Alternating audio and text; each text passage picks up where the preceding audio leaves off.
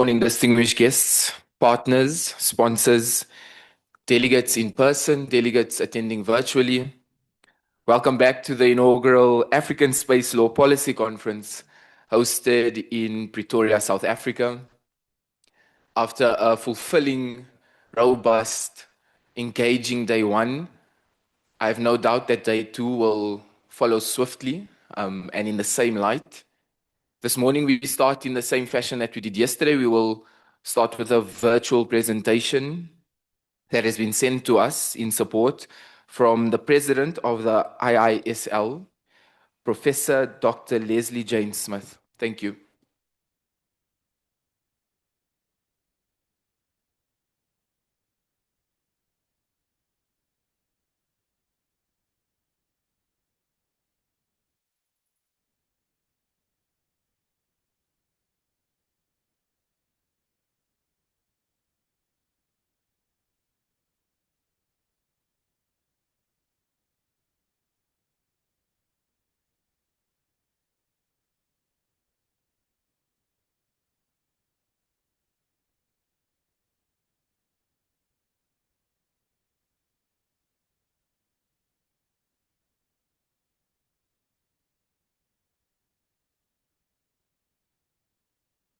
Without internet broadband technology, more often than not satellite-based, this video to you today would simply not be possible. This is where Manfred Lack's moot court competition comes in as a capacity building model for your respective countries and for your further stakeholders in space. As I understand, your conference today and tomorrow follows on the completion of the African regional rounds of the moot court competition. The students participating have all been through a formative period, intense preparation and delivery. Let me share some sight as to why this experience is so relevant and so valuable. The general rule is that participation in the moot is only possible once in a lifetime, at least within one regional round. This gives everyone a fair chance to take part. But the benefits of the space moot participation remain with you for a lifetime. Let me explain why. The space moot unites communities across the world, from the next generation of space professionals, space law teachers, lawyers, working for space agencies and companies, and for policymakers alike. The moot, of course, is a tremendous amount of hard work for all involved, even only if in hindsight, it enables you to develop a skill set that you will find in no training course anywhere else. You are required to study and understand the principles of international law, international space law. You're required to prepare memorials. You're required to speak in the oral rounds to the written memorials and argue succinctly on the facts given in law, all under very tight time limits. It is no mean task, but it enables you to understand the regulatory content of the relevant rules as applied to the technologies deployed. The moot is carried out across 5 continents. It relies heavily on the financial and logistical support across the national and regional space communities from governments, space agencies and universities, and many other volunteers. Without this combined effort, the task could not be achieved. Among the volunteers, and it is therefore with great respect that I would like to acknowledge the dedicated support that the moot participants receive from the International Court of Justice at The Hague, whose judges are not only interested in the subject matter, they consider it worthy of support by sitting voluntarily ex officio to determine the final round of the international competition. The support of 3 judges from ICJ level clearly emphasizes the relevance of the subject matter. And this brings us back to the original initiator of the event, named after the Polish judge of the International Court of Justice, Manfred Lachs, who recognized early on the significance of space law in our international community of rules. I therefore commend the young students to you greatly, as they have shown strength and stamina and wisdom in outlook and choice of participating in the International Space Law Moot. May I now also take a few minutes to share some of the Institute's legacy with you. The Institute is 66 years old. It was established soon after the formal international negotiations on the main space treaties, particularly the Outer Space Treaty in Vienna. It was first led by a highly interesting and competent US legal counsel, Andrew Haley. Since then, equally qualified and successors and experts have taken the baton and continued to lead the Institute further to where we are today, with myself now as its current president. My thanks go to my immediate two predecessors, Dr. Tanja Masson-Swan, the Netherlands, and Dr. Kai-Uwe Schrogel, Germany. The Institute engages in legitimate analysis, training, and advocacy in space law, and has permanent observer status at COPUS. It counts about 500 plus members who work relentlessly to support the regulatory dialogue about seeing the rule of law applied. The recent phenomenal Artemis 2 mission, with its lunar flyby and other first-time maneuvers, ducking down from higher to lower orbits, these have never been accomplished before, plus placing a ship-to-ship call in outer space in only a period of 10 days, is or are the outcome of the combined skills and efforts of all those required to make the plans for space activities reality. Technology needs a relevant legal framework, and the African region now has 16 teams of competent young lawyers who will be fit one day soon to lead the development of the regulatory dialogue further in your region. Space as a project of humankind can only be realized if based on cooperation at global level and on the rules of law embodied in the treaties as devolved and transposed into national provisions. And this is where your own work within your own states and organizations and institutes comes into play.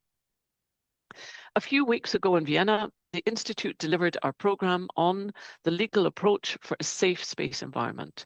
Through informed dialogue and interdisciplinary perspectives, the IISL Symposium at the Legal Subcommittee supports COPUS member states by sharing a level of advanced understanding and reinforcing the legal foundations for the peaceful and sustainable use of outer space for the benefit of all countries.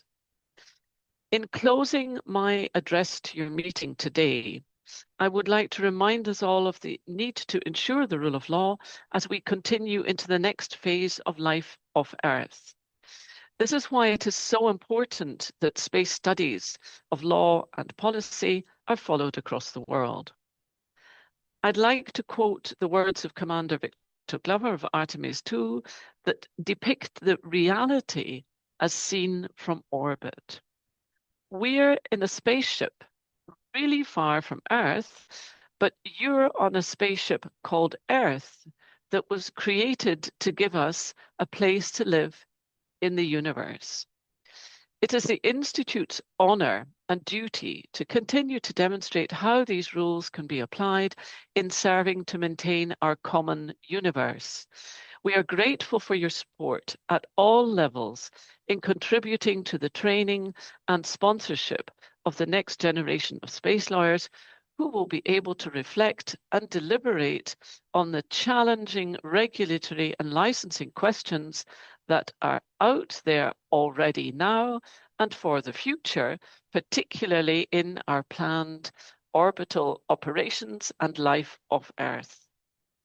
My sincere thanks therefore go to you all, and in particular to Dr. Andrea Harrington of McGill University, to the 16 participating universities from 5 African nations, to the various space agencies, and in particular, Nomfoneko Mayaya of the South African Space Agency, and not least to the individual students and coaches who were fascinated and determined enough to stand up and explore the field of international space law. Ladies and gentlemen, I wish you a very successful African Space Law and Policy Conference over the next 2 days. I regret not being there on site with you in person. I am with you in thought. Please reach out to me should you have questions, and we look forward to continuing our collaboration. Enjoy your next 2 days. Thank you very much. Goodbye. Thank you. Thank you to the president of the IISL, Professor Smith.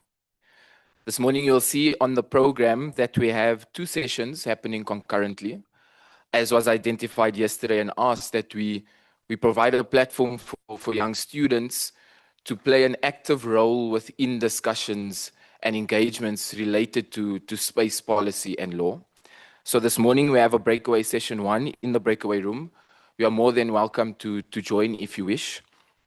It is specifically targeted at the mood participants, but should you wish to pop in and come back, please feel free to do so. That breakaway session is particularly focusing on examining Africa's national space law and regulations. It is co-instructed by Ms. Riabetswe Mampane from the University of Pretoria, Professor Precious Sihlangu from the Northwest University, and Ms. Nompumelelo Nzimande. This morning in the main venue, we have the 4th panel titled Space Security and Military Use of Space, an African Position. Today, my esteemed moderator, Ms. Gaugelo Magashua, from the Disarmament Directorate of DIRCO, has a particularly tough job in terms of really keeping us on time. I think yesterday we set the standard, we left on time, so hopefully we can match that, moderator. I will say that due to the fact that we started 15 minutes late, I've afforded the panel an additional 15 minutes. So when you refer to the program today, just add an additional 15 minutes. So this panel will conclude at 10 a.m. Thank you. Thank you very much, Mr. Program Director. The heat is on, as you have heard, so the clock is ticking. Good morning, all. Welcome to day 2 and final day of the conference. I know that it's Friday, but let's keep strong. This morning, I will be moderating the session and sharing the stage with a distinguished panel to unpack for us aspects pertaining to weaponization, militarization, and security concerns in outer space. Yesterday, we've had speaker after speaker sharing knowledge and information about peaceful use of outer space and the importance of equal access to exploration of space and to find solutions to socio-economic challenges on Earth. The session today will address key questions pertaining to military use of outer space and security threats. Geopolitical landscape has been elevated for quite some time, raising global insecurity levels. Unfortunately, outer space has not been off limits.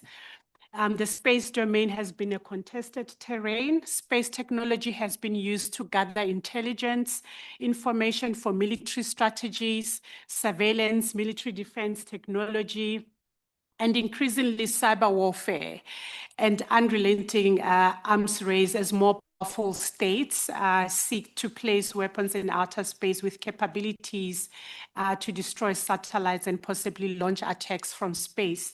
So we'll therefore look into the legalities on the basis of international law and international humanitarian law. We will also explore the impact of artificial intelligence on military technologies for space defense operations, the divergence of views on the prohibition of placement of all categories of weapons have impeded global discussions and consensus on the establishment of legal framework to discuss how to address weaponization of outer space. So without wasting any more time, I will ask each of our panelists to give us a short introduction of the work that they do before we delve into the questions. You will note on the program that there's a The program is different in terms of the panel composition from what you see in front. There's a slight amendment, but let me introduce briefly. We have on the panel Professor Harrington from McGill, and we have Dr. Oyewole from ACSUC from UP, Colonel Thomas Havels from SA Command, Mr. Vignati, who's joining us online from ICRC, you're also welcome, and Ms. Naidu from the department. So that is our panel. You'll have very interesting conversations, and I look forward to questions. I have specifically asked for at least 15 minutes. I've asked the panelists to at least in their interventions reserve time for an interactive session. Maybe let me start with Colonel, just a minute on what you do. Good morning, and thank you for this opportunity. I'm Colonel Thomas Hervels. I'm employed by the South African Air Force and work at the Directorate for Military Aviation Regulations and Policy. I have also been appointed as a member of the Space Command Integrated Planning Team within the South African Air Force, who was tasked with establishing a Space Command section within the Air Force and then for expansion and utilization within the Department of Defense. And then I am also a member of the South African Council of Space Affairs. Thank you. Thank you very much, Dr. Oyewole. Hello, good morning. My name is Samuel Oyewole. I'm a research fellow and program coordinator for research at African Center for the Study of the United States here at University of Pretoria. I'm also a lecturer. I teach defense and strategy study at the Department of Political Science at Federal University of Ekiti in Nigeria. I conduct research in the area of ocean governance, maritime security, air power and air warfare, space security and governance, and related fields. Thank you. Thank you very much, Prof. Hi, as you know me from yesterday, I'm Andrea Harrington. As co-director of the McGill Institute of Air and Space Law, my areas of focus both for teaching and research are international space law and also space security. So I do teach a space security course as well. My background in space security comes from my time in my previous role where I served as the first Dean of Space Education for the United States Space Force, standing up their graduate level professional military education programs with a space focus. Thanks. Thank you very much, Prof. Mr. Mauro Vignati online. Good morning, everyone. Thank you very much for the kind invitation. Really happy that Pretoria and Geneva have the same time zone, so I don't have to wake up in a very weird situation. So I'm based at the headquarters of the International Committee of the Red Cross. I'm advisor on new technologies of warfare in a unit called Arms and Conduct of Hostility, which is the disarmament unit in the legal department of the International Red Cross. Thank you again. Thank you very much. I agree with you that we're blessed because we're in the same time zone. Ms. Naidu? Good morning, everyone. I'm Ruvana Naidu. I work with Khaukhelo in the Disarmament and Non-Proliferation section at DERCO, and I deal specifically with new and emerging technologies. Thank you very much, Ruvana. So let's get right into it and not waste time.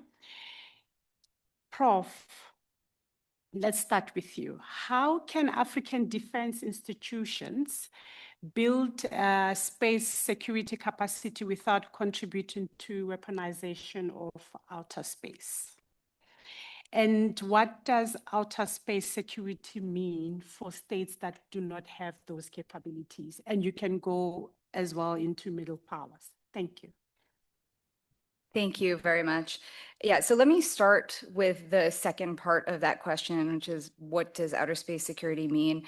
As was mentioned, this is something that is quite a different concept for middle powers and emerging space states as compared to how the space powers talk about and see space security. So for example, you'll hear the United States talk about the concept of space control, which means their ability to maintain both their own services in space and use space the way they want to, but also the ability to prevent others from being able to continue to use space to their benefit in the case of a conflict. That certainly is going to be a very different concept than what we think of.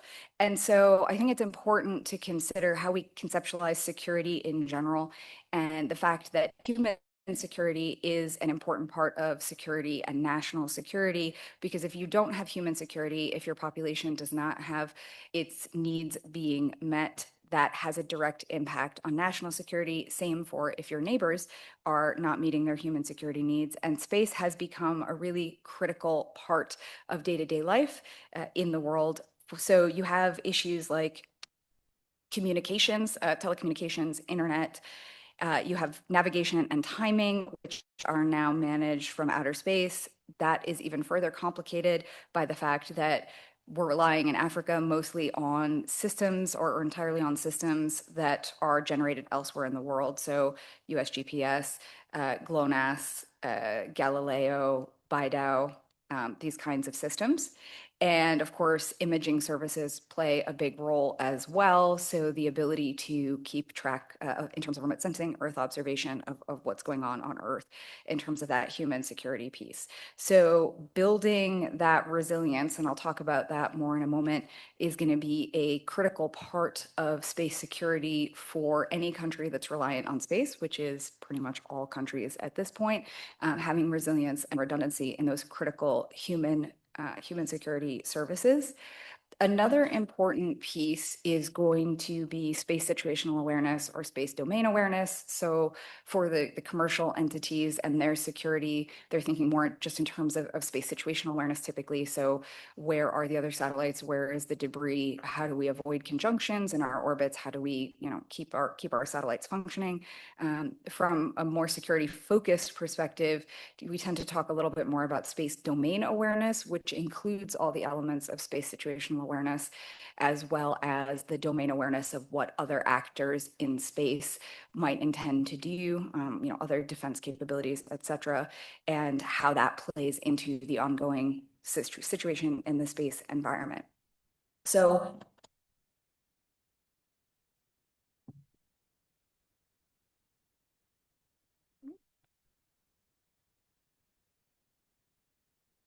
okay, hopefully that doesn't happen again.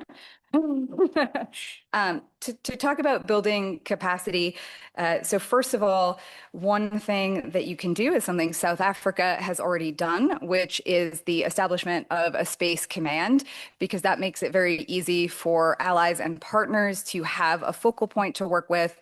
It makes it easier for your country to have a structure that interacts with the rest of your defense services that is directly responsible for space and that handles these issues. So it's both internally and externally beneficial to space security.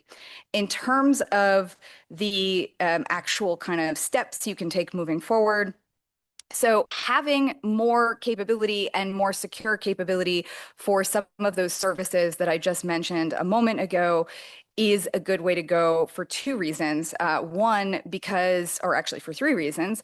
One, because if you have a disaggregated capability or a resilient capability that is difficult to take down or interfere with, or where you still have services that are going to be available even if some systems go down, first of all, you have a deterrence by denial. So it's not going to be worthwhile to try to attack those services from your country.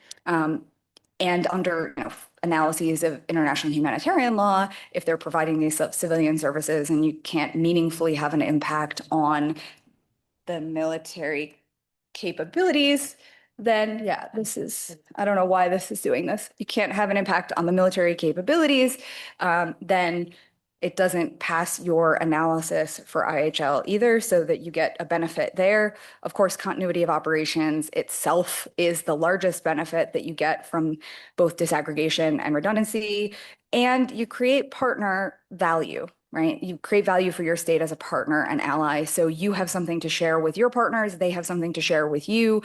If your service is impacted, you can rely on partner services and vice versa. So by kind of pooling together with resources, working together with allies and partners, you can kind of provide value into that framework and get the same in return.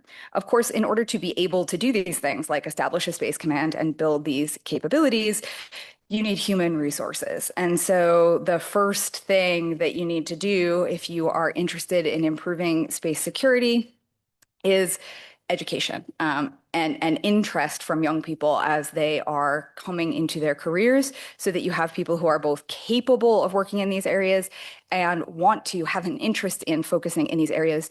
So you need to have educational services available to them that will cater to these interests and needs, because especially when we're talking about issues of national security, you really need a domestic workforce that is going to be able to work in this area. So if you haven't really thought about the security side of education for space and getting young people involved and interested in space, that's something to think about in particular. And then when you're talking about the military services as they already exist, professional military education, which of course I'm going to say with my background in educational bias, is an important piece in making sure that your military services have an understanding of what space security means, how it works, and how do you build space security for your country.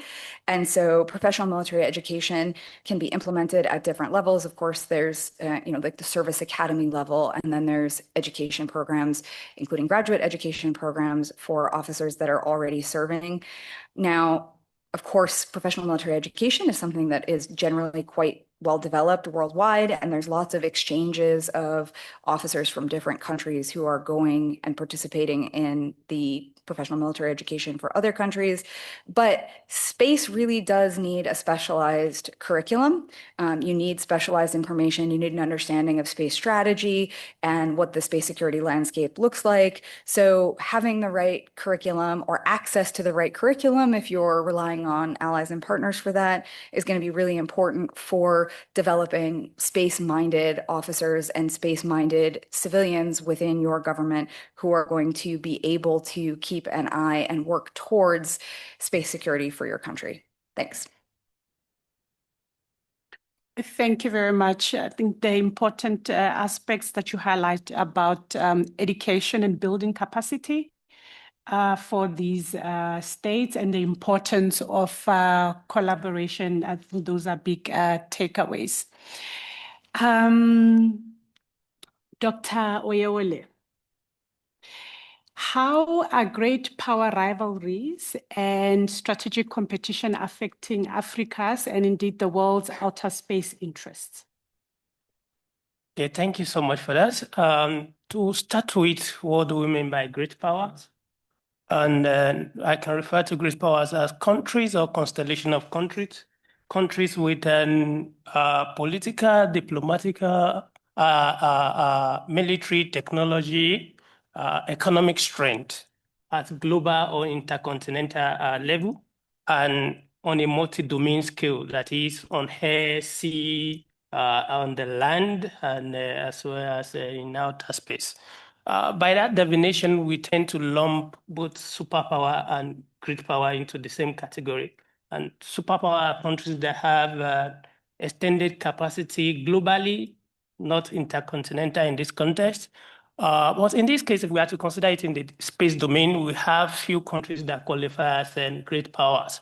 And that's if we had a bloc, EU will also be there. We have countries like US, Russia, China, Japan, and increasingly India as a great power in outer space. So what are great power rivalry and strategic competition in outer space? There are so many issues that fall into this category. One of them is scientific discovery and technological breakthrough. Great power compete for scientific discovery, who to discover this first or that first in space. That's in the domain of astronomy, cosmology, and the rest.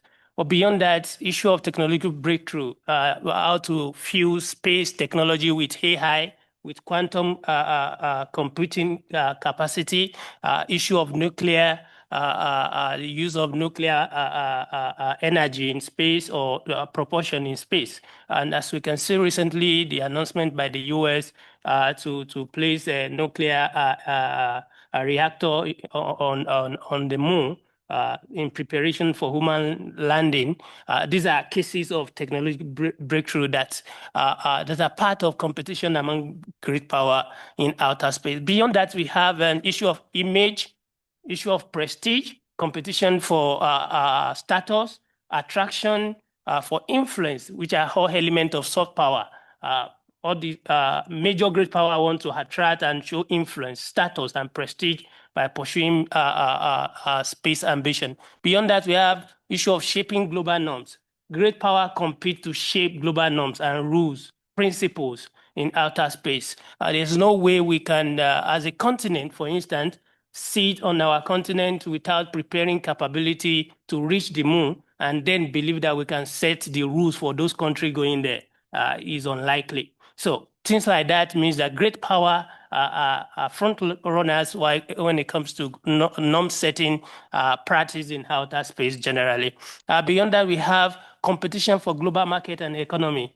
Great power compete to increase their share of satellite data sales, launch services, satellite industry, and other area of space economy. So beyond this, recently we have the issue of space race, which is an element of great power competition. We have seen few countries, mostly I think mainly 8 countries that are featured prominently in the new race. That's the US, China, EU, Russia, Japan, India, South Korea, and Israel. These are countries that have displayed or demonstrated capacity to launch something or launch a probe to the moon. And as we can see, the dynamics that is emerging between the US-led bloc and the Chinese-Russian-led bloc, in case of the Artemis, as well as ILRS. And we can see a growing number of African countries fitting into this growing space geopolitics and strategic competition. 5 African countries have signed the Artemis Accord, by the way, and 5 countries have signed the ILRS agreement with China. The 5 countries that have signed the Artemis Accord include Nigeria, Rwanda, Angola, Senegal, and then I think one other country, I can remember for that. On the other side of the Chinese-led instrument, we have South Africa, we have Ethiopia, we have Kenya, we have Senegal, making Senegal a strategic player in this context. Senegal is the only African country that have signed both the Artemis Accord and the ILRS, meaning they want to benefit from both American side and the Chinese side. So these are dynamics of the emerging geopolitics and great power rivalry that and how they are affecting the continent. In terms of how this affects the continent, there is a competitive environment for partnership. Africa have options either to go with this great power or another great power. If US is not willing to sell a satellite to Africa, UK is willing, France is willing, Russia, China are willing to build African satellite. So it provides African with opportunity in terms of competitive partnership in the area of satellite construction, in our development blueprint for outer space.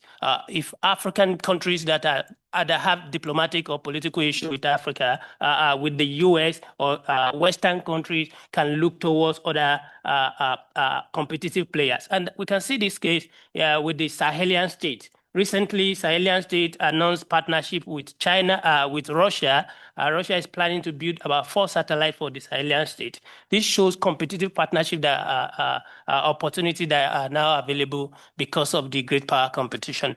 Beyond that, we have issue of technological transfer and technological aid, capacity building in terms of training of personnel, African scientists and engineers due to great power competition. When one country is not willing, so many other countries are willing because there are so many great powers that are willing to cooperate with Africa.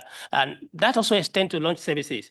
Many African countries have launched their satellite from US, from India, from Russia, and the French have also supported in that area. So that offer competitive partnership in this area as well. Again, in terms of insurance and security guarantee for objects in outer space, because of the limited capacity of many African countries, this advanced country or great power offer insurance and security guarantee for object launch into space.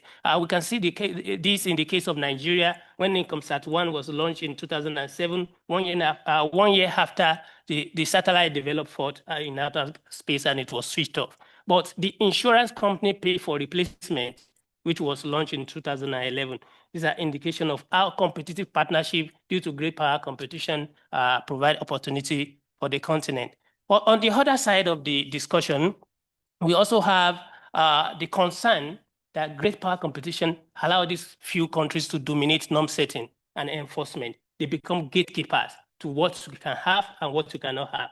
And this is very clear in the first wave of African space program, what I always refer to the first wave of militarized African space program. Countries like South Africa, Egypt, and Libya developed interest to pursue militarized space program in the 80s and 70s, and for Egypt from around 1960. Well, pressure from the international community, mainly from this great power, one of the major factors that were responsible for the decline of the first wave of African space program. We consider in the case of Egypt, pressure from the US, the Soviet Union forced the German government to pressurize their scientists and engineers working in Egypt to withdraw. That also involved the geopolitics within the Middle East that involved the Arab-Israel war in that case. So in the case of DRC Congo, Otrak, a German company, moved into DRC Congo in the 1960s, 1970s. They built few rockets with the ambition to develop the same thing that SpaceX is doing today, to make launch service easily and cheaply available back then. But due to pressure from Soviet Union and the US, Otrak was forced to leave DRC Congo. And then, among other factors, that's just one of the factors in relation to geopolitics. So due to this pressure, Otrak moved from DRC Congo to Libya. Libya invited Otrak to establish its facility in Tawawi. However, a few years after that, the Libyan government under Gaddafi seized the facility, converted it to a missile production site. And these are concerns that involve geopolitics, gatekeeping, and norm setting. These are dominated by great power. Beyond that, we have the issue of control of access and the politics of dual-use technology. Why is it that we have 54 African countries that don't have launch facility? Because these are dual-use technology, especially in the area of missile, and these attract a lot of concern from countries like the great powers, the US, the Russian, and other countries, because having that capability make you close to become a competitor in that domain. So the politics of dual-use technology is also very relevant in that. And the final point under the concern in this area for Africa is the engineer space dependency. Africa tends to depend on satellite data from outside the continent due to the level of great power competition. We believe that instead of launching our own, why don't we just buy cheap satellite from Russia or from China or from US? So is that this can be referred to as engineered space dependency, which also have fragmentation effect for the continent. Instead of working together, we prefer to work with outsiders. South Africa has capacity to build satellites.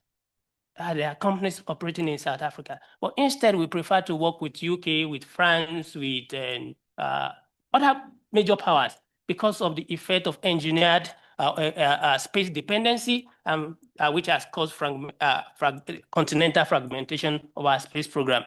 At the global level, I would like to summarize the global impact into two. We have competitive innovation in terms of tech, in terms of economy, in terms of military, and in terms of norms. It means that different great power can propose different alternatives in terms of principle and norms that can guide outer conduct of actors in outer space. In terms of economic model, we have the Chinese model, we have the US model. So these offer competitive options for countries globally. Also, it offers competitive solutions. If you are not too comfortable with one country, you can move to another great power. We can see what Japan is doing in the global south, supporting many countries to have their first research satellite. Countries like Ghana, Nigeria, Mauritius, and so many other countries have benefited from this initiative. The BED initiative that was supported by the UN. So in terms of concern, this great power competition and the attendant consequences have implication for overcrowding the orbit. Again, it has implication for securitization. It has implication for militarization, implication for weaponization, and potential risk for space war. Thank you. Thank you very much for highlighting the pressures that smaller states with minimal capabilities have to contend with based on geopolitical pressures and rivalries, but also for highlighting the opportunities that also exist for African states, the competitions that prevailing, but also providing options for African countries and the benefit that they could derive from such situations. Colonel, what are the general principles that the SA Space Command apply in space security and military command?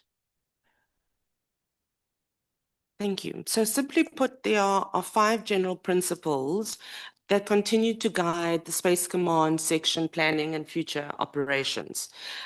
They are multi-domain integration, dual use and national socio-economic development, civil-military cooperation, the importance of sovereignty and threat mitigation, and the alignment with legal frameworks. With regards to multi-domain integration, the South African National Defence Force treats space not as an isolated arena, but as a critical operational multiplier. So this includes comprehensive integration of operational frameworks and space infrastructure that directly coordinates actions across land, sea, and air domains. In respect of dual use and national socio-economic development, it is envisioned that military space assets must serve civilian advancement in the form of societal support and resource maximization. In terms of societal support, space operations are mandated to support domestic sectors like telecommunications, agricultural monitoring, and environmental tracking, to name but a few. In terms of resource mitigation, low-cost, high-yield technology are prioritized to optimize defense budgets. Civil-military operation will continue to be a key in the Space Command operations. It is of vital importance that military Space Command operates seamlessly alongside civil institutions and private industry rather than working in silos. Institutional and intergovernmental collaboration cannot be overemphasized. And to date, interaction with SANSA, CSIR, the Department of Science, Technology and Innovation, and the Department of Trade, Industry and Competition have been critical success factors. To this end, a National Space Coordinating Committee has been established to coordinate, facilitate, and streamline interdepartmental space and industry-related matters. Cooperation further extends to shared ground infrastructure, namely the Overberg Test Range, HOTEC, and Hartbeespoort tracking stations. Of vital importance is sovereignty and threat mitigation. In respect of threat mitigation, early warning space assets are envisioned to identify, monitor, and mitigate local threats in the air, land, and on sea. Border safeguarding, maritime domain awareness, and defense of sovereign territorial airspace remains a core pillar of our national security. In respect of sovereignty, as was earlier mentioned, data independence remains a top priority. This involves establishing sovereign control over optical and radar imaging and prevents resilience on foreign powers during regional and domestic conflicts. The Space Command section also strives, and most importantly, for alignment with legal frameworks. So Space Command's emphasis is placed on the alignment with domestic, regional, and international prescripts, and it's further committed to international, bilateral knowledge sharing and training collaboration with geopolitical actors and allies. Thank you. Thank you very much. This is fascinating stuff. I'm trying to even comprehend myself, but it's fascinating to hear of what you have put in place to analyze threats and to be able to be proactive and assess the situation and how you're going to deal with security situations. So thank you very much for that.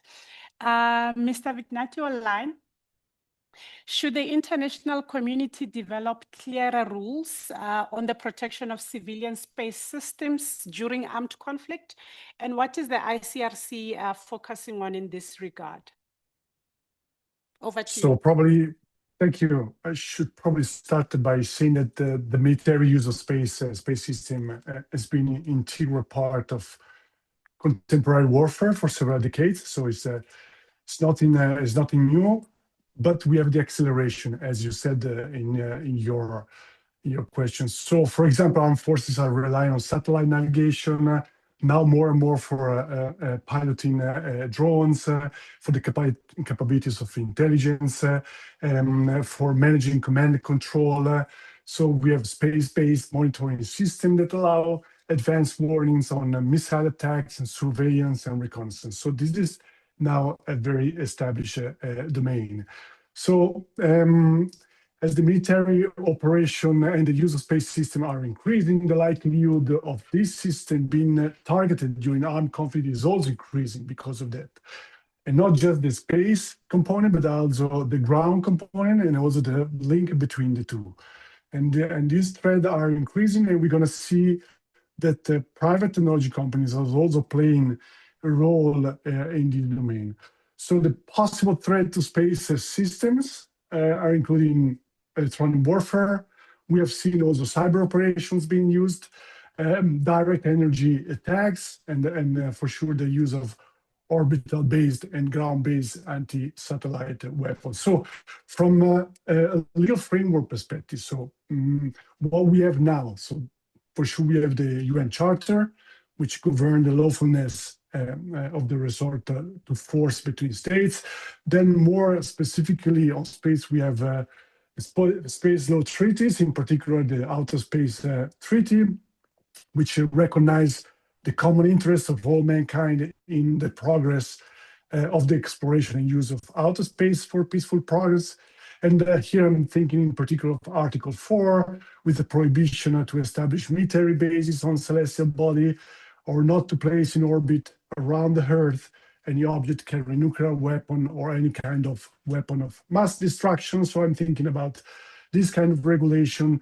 Then we have for sure the law of neutrality, which regulates the relation between belligerent states and neutral states in times of armed conflict. And finally, we have international humanitarian law, IHL, which is known also as the law of armed conflict or use in bello, which establishes the limits on the rights of belligerents to choose means and method of warfare and rules on the conduct of facilities to protect civilian populations and civilian objects from the danger arising from military operations. In this specific case, the principle of distinction between civilian object and military objectives and civilians and combatants. Why I'm stressing the principle of distinction here, because we are increasingly, as ICRC, increasingly concerned about the growing blurring line between what is civilian and what is military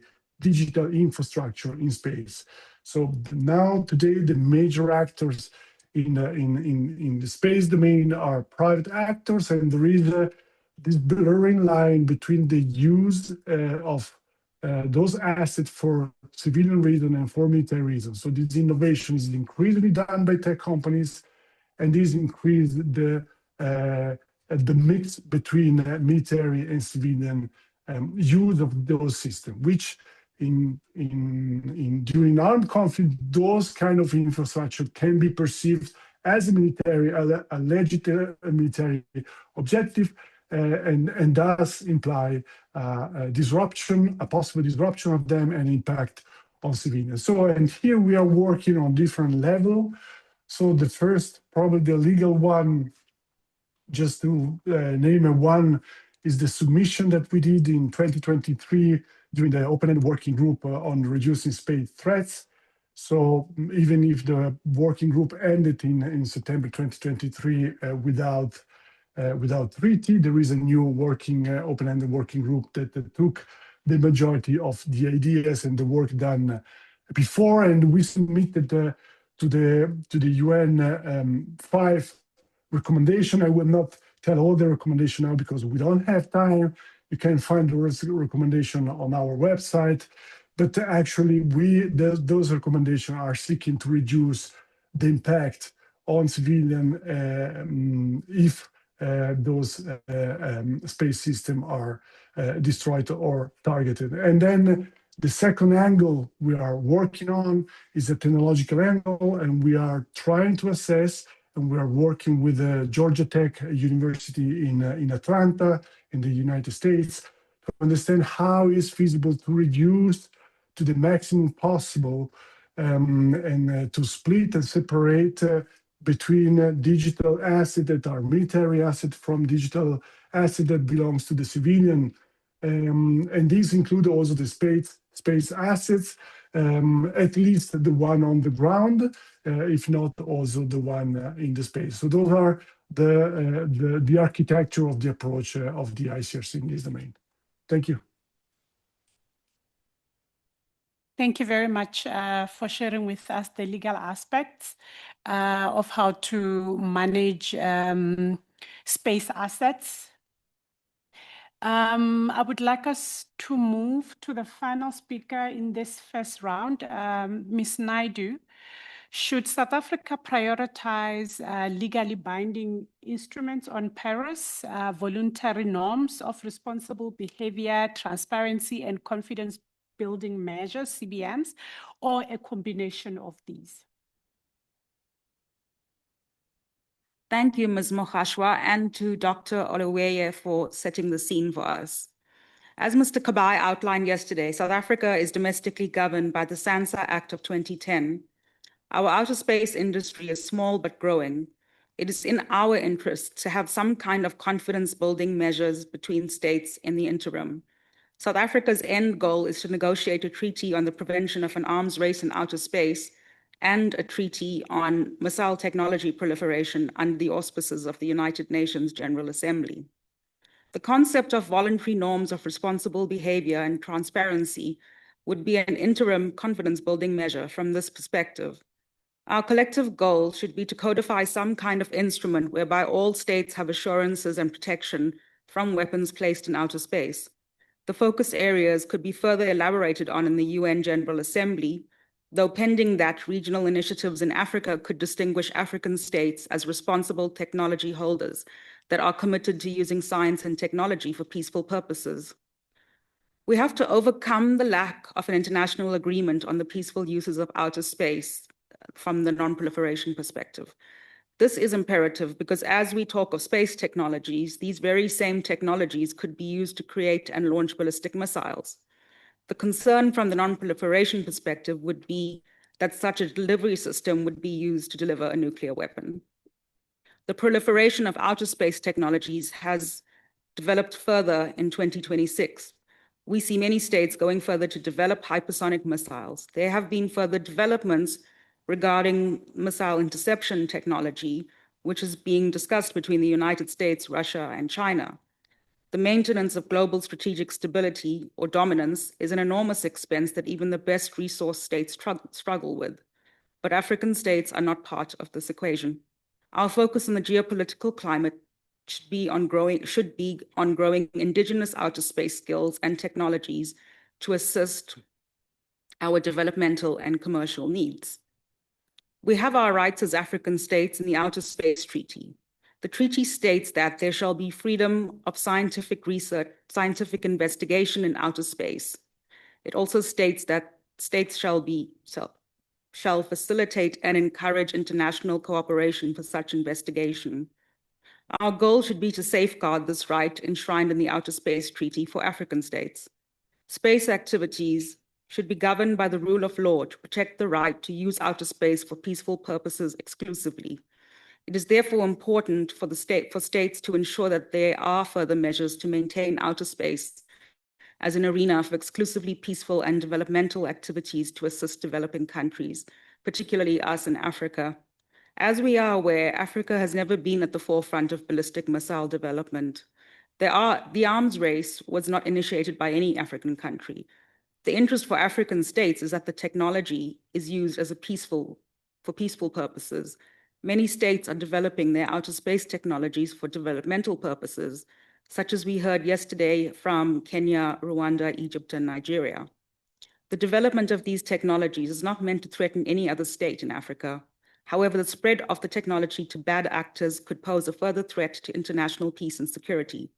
Confidence building measures at the multilateral or regional levels are merely a first step. There are international measures that we could draw from in developing our own understanding of security in outer space. South Africa is a signatory to the Hague Code of Conduct against Ballistic Missile Proliferation. The code is an example of transparency as a confidence-building measure. There's no cost to join the code. It is a political understanding between states that transparency in outer space technologies reduces the threat of a misunderstanding between states. States commit to abide by a set of UN treaties and international conventions on space security, to submit an annual declaration regarding ballistic missile capacities and national policy on non-proliferation and disarmament treaties and instruments, and to send pre-launch notification prior to any missile or space launch. South Africa is also a member of the Missile Technology Control Regime. This allows us to sit together with other major technology holders and ensure regulation of specific listed items that could be used to develop a delivery system for a weapon of mass destruction. For example, we would not want to assist a state outside of the Nuclear Non-Proliferation Treaty develop an illicit WMD program. Some precautions would be required through a permit process assessed by all domestic actors in the international relations, technical, defense, and intelligence services. States do not have to join the regime, as the application and membership progress is hindered by geopolitical contestation at the moment. African states could unilaterally adhere to the principles of the MTCR if they find benefit in it and interact with the chair. All controlled items listed under the regime may not apply to all states. Therefore, states should use their discretion when considering adherence to the regime. We recognize that the MTCR is outside the UN and AU systems. It is not a requirement by any multilateral organization for the trade in and use of outer space technologies. As with all things, African states could develop a regional control list. While African states have not contributed to ballistic missile proliferation, it is in our interest to portray our industries in as positive a light as possible. We are no longer dealing with traditional state actors. We are in the era of new space, the collection of private sector actors that dominate the outer space technology market today. There is no reason for African states to continue to rely on partners outside of Africa for technology. With the relevant controls, we can all become technology leaders on the continent. Thank you very much for highlighting the importance of norms, the importance of legal frameworks globally, and what needs to be done additionally with CBMs to have some measure of control and to boost cooperation. I would like us to now move to the second round. I'm mindful of the limited time we have, so we effectively have 15 minutes. So we're going to be a little bit more strict with time. If you can stick to 3 minutes each, please. I know that I'm constraining you, but we're working with limited time. Mr. Vignette, I'm going to go back to you online and start with you and ask, what are the key international humanitarian law considerations that African states should be cognizant of in developing national legislation and a common African position? Well, thank you very much. 3 minutes for such a question is very challenging. But yeah, I mean, in a very short, in a nutshell. So I think African states must ensure that any national legislation and common African position on security, armed conflict, or emerging military technologies remain consistent with the core principles of international humanitarian law and the broader international law obligation.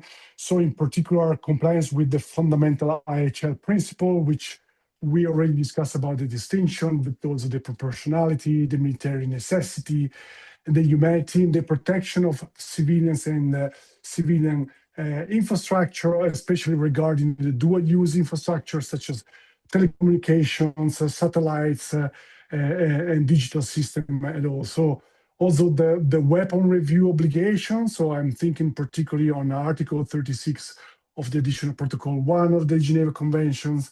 The states should review new weapons and methods of warfare to ensure they comply with IHL. And I'm also thinking to other points like the accountability, responsibility, the emerging technologies and the militarization of those, and the regional cooperation and common African position.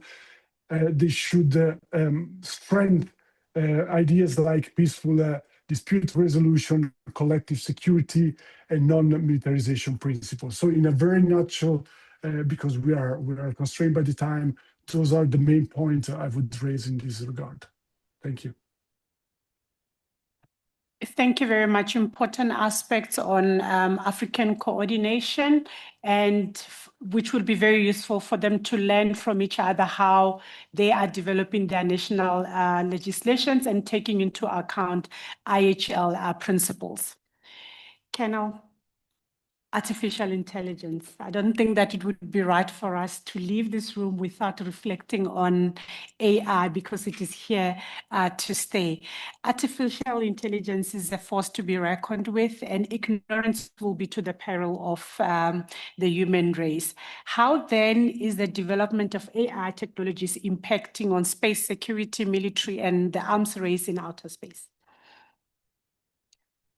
So it was widely acknowledged that AI technologies have and will continue to fundamentally change how humankind moves, communicates, and operates.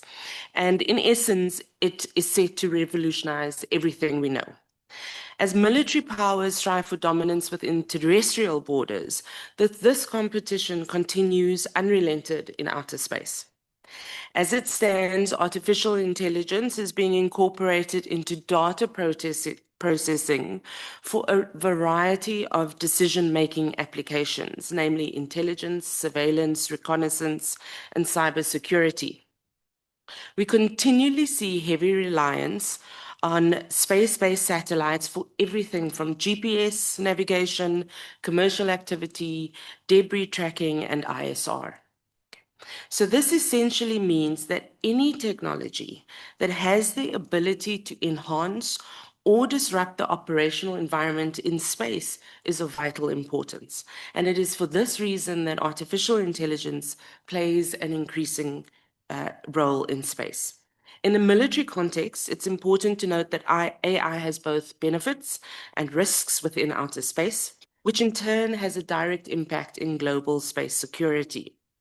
As a result, we observe that the military use of AI in space is reshaping and revolutionizing military strategy and its operations. It is being incorporated into everything from enhancing situational awareness, satellite maintenance, and most importantly, enhancing our decision-making. As a case study, and just briefly, let me for a moment consider AI's impact on intelligence, surveillance, and reconnaissance, autonomy, and lastly, decision-making. So satellites provide tremendous advantages for ISR capabilities. It allows militaries to have real-time information on military movements, targeting information, and missile and ordnance facilities. It affords an advantage in terms of detecting and responding to possible threats. The integration of artificial intelligence in military assets therefore seeks to extract intelligence autonomously and build predictive models of what they observe, with the result being that space assets become even greater force multipliers. Therefore, emerging cognitive artificial intelligence systems are moving beyond mere recognition into generation, simulation, and reasoning. We also see AI capacitating autonomy. So autonomy is essential technology in spacecraft that allows it to make decisions on its own instead of communicating with a control station on Earth for decisions. We are increasingly seeing the ability of artificial intelligence-based technology that allows satellites to adjust their orbits to avoid potential collisions. Again, in a military context, this capacity can be useful as potentially offensive or defensive capabilities. So ultimately, one could argue that to aid the decision-making is where AI is most relevant in a military context. It can analyze data from satellites to detect potential threats, predict threats, and devise appropriate responses. It facilitates via machine learning algorithms the shifting through tremendous volumes of data. And this promotes faster and more efficient decision-making, which in turn augments operational efficiency in the military domain. For lack of time, the challenges and risks, I will just briefly mention them, and that is obviously the increasing risk of errors based on AI, few regulations governing the use of military AI in space, and then lastly, the increase in mistrust that is generated by the use of artificial intelligence in the space domain. Thank you. On that last note, very important aspect and an area that globally we need to work on how to build trust. Ms. Naidu, multilateralism is at an all-time low currently, and the erosion of international law and weakening of global frameworks is with us.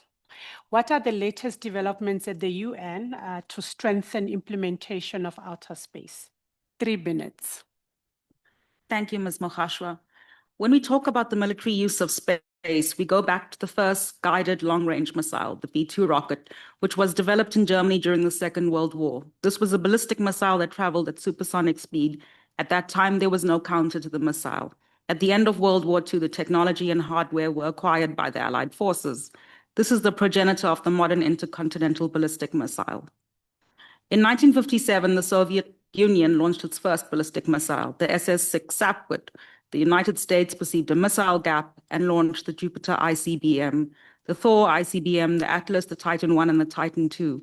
In the 1960s, we saw the development of multiple independent re-entry vehicles, such as the Minuteman III missile. In the early 2000s and 2010s, we saw the development of anti-satellite weapons, as well as the proliferation of man-pads in the Middle East and the Sahel. In current times, we are witnessing the end of global stability as we understood it previously. The United States, Russia, and China are engaged in a struggle for outer space dominance, which will include the placement of weapons in outer space. Some refer to it as the space war. The possibility of placing rods, in inverted commas, in outer space to intercept an enemy missile, such as the ones envisioned in the United States Golden Dome, has taken us further to the brink of outer space technologies being harnessed by a handful of states that are willing to spend their way into extreme debt, thereby undermining the basis of military economies.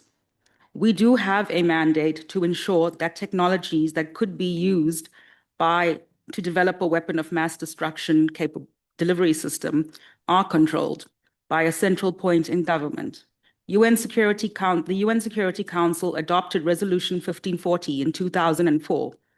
The resolution addresses the proliferation of delivery systems that could carry a WMD, such as a nuclear weapon. In the context of our discussion, this includes space launch capabilities, which could be used by bad actors to develop a WMD delivery system. As stated earlier, there is no agreement on the first committee, that is International Security and Disarmament of the UN General Assembly, should proceed with a discussion on outer space security. The Conference on Disarmament, another UN body, has been deadlocked for 3 decades. Discussions in the UN Disarmament Commission face a similar crisis. We are left with the existing arrangements, the Hague Code of Conduct, the MTCR, both of which are outside the UN system, Outer Space Treaty, and UNSC Resolution 1540, which require regulation of our domestic technologies. The concept of a treaty on preventing an arms race in outer space is taking some time for the international community to commit to, if states consider it at all. We can rely solely on the Outer Space Treaty, which provides us with the right to use outer space for peaceful scientific purposes. Recently, the UN General Assembly Decision 79512 of 2 December 2024 established an open-ended working group for the period 2024 to 2028, with the mandate to submit recommendations on the prevention of an arms race in outer space in all its aspects. this working group has been unable to reach consensus on the scope of its mandate. Ultimately, the policy to prevent a conflict in outer space by negotiating a multilateral treaty on the prevention of an arms race in outer space would be helped by transparency and confidence building measures. This could be our work on the road to the early conclusion of a legally binding instrument, including the prohibition of placement of any weapons in outer space, as well as the prohibition on the use or threat of use of force against outer space objects. A treaty-based approach would bring legal clarity and predictability on the security-related rights and responsibilities of states in their activities in outer space. All states are increasing their reliance on space-based systems for critical infrastructure such as navigation, communication, and Earth observation. This makes them vulnerable to disruption and highlights the need for robust protection measures. Furthermore, rapidly evolving— Sorry to interrupt you, please wrap up. Okay. That's not right. While this is a discussion South Africa promotes, that is the prevention of an arms race in outer space, we need to give greater consideration to our developmental capacity and civilian structure that is in outer space. We also have further concern in outer space. There are so many satellites placed in low Earth orbit that we risk Kessler syndrome, where our satellites are not attacked but merely crash into another object, causing damage to both objects. So I hope they're discussing Syncopius, actually. These are the international security trends from our perspective. Africa can find its path to development and peace and security with regards to space technologies. When faced with the question of how do you eat an elephant, the solution is one piece at a time. Thank you. One piece at a time, indeed. Thank you very much. Prof. The heightened geopolitical landscape is unabating, perpetuating the arms race in outer space and elevating security risks. What is the intersection between cybersecurity and space security, and what are the global frameworks to address space security threats? I realize this is a very big question and 3 minutes may not be enough, but I'll leave it in your hands. Thank you very much. So let me first say that in terms of discussing building capability in general and contributing to governance and norms, I think this is a critical component of what states can be doing. So to tie back into comments yesterday as well as comments earlier, states that are able to engage and actively do engage in the discussions around governance and norms, both for space and cyber, are going to be playing a much bigger role and doing a much better job of getting their security needs met. So when we are talking about outer space activities, we certainly are reliant on cyberspace in order to perform our space activities. So that makes space activities vulnerable to cyber threats. Likewise, we haven't really talked very much about telecommunications, but space is equally reliant as well on radio frequency in order to transmit these signals. So there's this interrelation between space, cyber, and telecom/radio frequency that is really critical and that engages 3 different areas of the law. So we've talked a lot about space law. The ITU regime for radio frequency and telecommunication is quite well developed, but that regime carves out a separation for military stations that are not bound to follow the radio regulations, where the Outer Space Treaty, of course, includes military activities under the rules codified in the Outer Space Treaty. Cybersecurity does not have an international framework that even remotely approaches anything that we have either in space or telecom, and that is a really big challenge. States cannot agree in these areas. And so therefore, what we really have to rely on instead of a legal framework per se for cyber are these manuals that have been developed by experts, in particular the Talon manual, or I think up to Talon 3.0 at this point, that addresses the application of international law, and in particular international humanitarian law, to cyber activities. And on the space side, there are manuals as well. So there's MILIMOS, which addresses space activities in peacetime. And then there's the WUMRA manual, which is essentially a parallel for the Talon manual, but for space activities instead of cyber activities. And what's interesting is if you look at these 2 manuals, WUMRA and Talon, you'll find that there are actually contradictions and conflicts between how experts think you should apply these IHL rules to cyber versus space, which creates an interesting problem given that you are using cyber to operate your space objects. So we have some really interesting work to do there. We also need to think about when cyber activities actually constitute space activities. This is particularly relevant when we're looking at private actors or non-state actors who are producing cyber threats, and under what kinds of circumstances we could look to a state responsibility for those cyber activities relating to space objects, which it opens some problematic questions there to think about as well. And then finally, tech companies, right? Big tech companies, many of them based in the United States, but not all of them, that are aggregating significant amounts of data, both commercial data and working with the armed forces and defense departments of different countries around the world, are having access to a significant amount of information and intelligence about domestic problems, domestic security, domestic privacy issues, as well as the international scene. And so I think within the discussion of cybersecurity, there is a question embedded as well in terms of what the power of these multinational tech companies are that are doing business at this level and aggregating this data across the globe. Thank you. Was I close to 3 minutes? Very close. Thank you very much, Dr. Oyewole. You'll be the last speaker before we take a few questions. Space diplomacy is gaining traction across the globe. Technological advancements are unfortunately always a step ahead of government responses and mitigation plans to challenges and risks.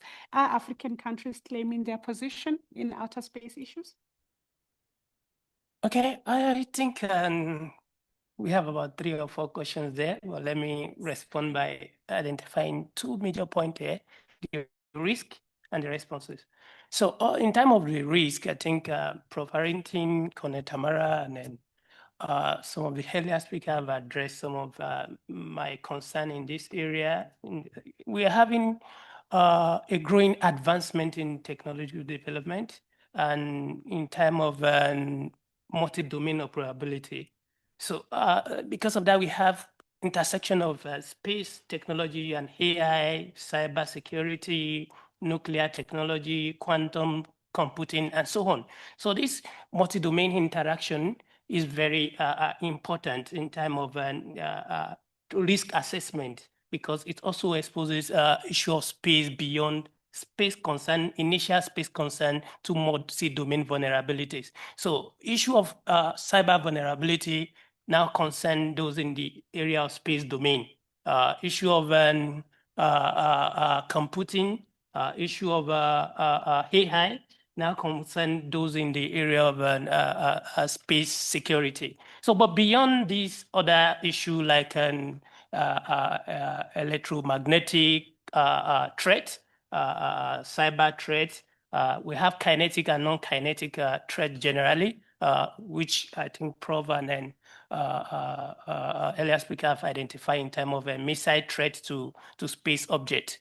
But beyond this, we also have natural threat, solar flare and asteroid and activities in outer space that is beyond human control as threats to space object or space system. And all these threats are part of what we can consider as vulnerability that countries have to prepare for, and eventualities that can affect socio-economic activities as well as military preparedness and operation. In response to this, I think I want to summarize responses into 2 or 3. One is an international norm setting for actors to regulate actors' behavior in outer space. And I think a number or a growing number of African countries are participating in international discussion or fora that are discussing issue of regulation, norm setting, and things like that, as I highlighted earlier. But beyond that, we have policy and technicalities. What's our contingency, redundancy, and mitigation plan in case of attack on space system? So I think in time of that, it depends on the scale of the threat. Is it a large-scale threat that affects almost everybody or almost all space assets, like possibility or possible scenario of space warfare among great power. That would be a large-scale threat that is beyond African control to respond to. So, but when we have an issue of minor scale, like selected attack against a particular space system, either a company or a country, I think that's within the capacity of African countries to respond to. And in that way, African countries have been using multiple space partners to diversify their source of space assets or space assets, try to minimize vulnerability to a single-use system, which when it is under attack, it can affect military planning, socioeconomic activity, and so on. Beyond that, in terms of countries with space assets, some of these countries have considered insurance for their space asset in orbit. Some of them have shared responsibility with countries that help in launching the space asset into orbit, while some of them also have partnership and collaboration assurance from great powers in terms of protection of space assets, given that most African countries don't have in-orbit capability to protect their asset. Beyond that, we have, in relation to re-entry threat, like meteorites or space junk returning back to Earth. I think NASA, EU, and some other great power have planetary defense program, and a number of African countries are keen into this collaborative attempt to know the situation. As we can see, a number of countries have experienced such junk strike. As recent as 2025, I think Algeria had such record. Collaborative efforts in partnership with the advanced space player of Africa opportunity in this area. Thank you. Thank you very much. Do I have permission to take a 5 minutes of tea time?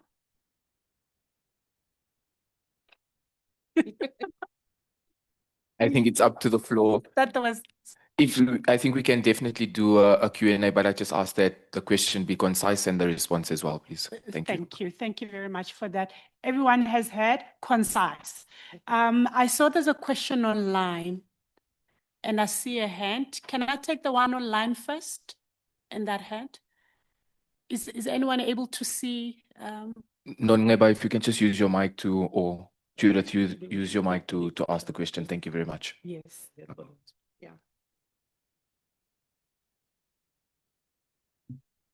This is a question from Mantadisi Machepa. Dr. Samuel, what opportunities does Africa has as continent regarding getting satellite services from the great powers?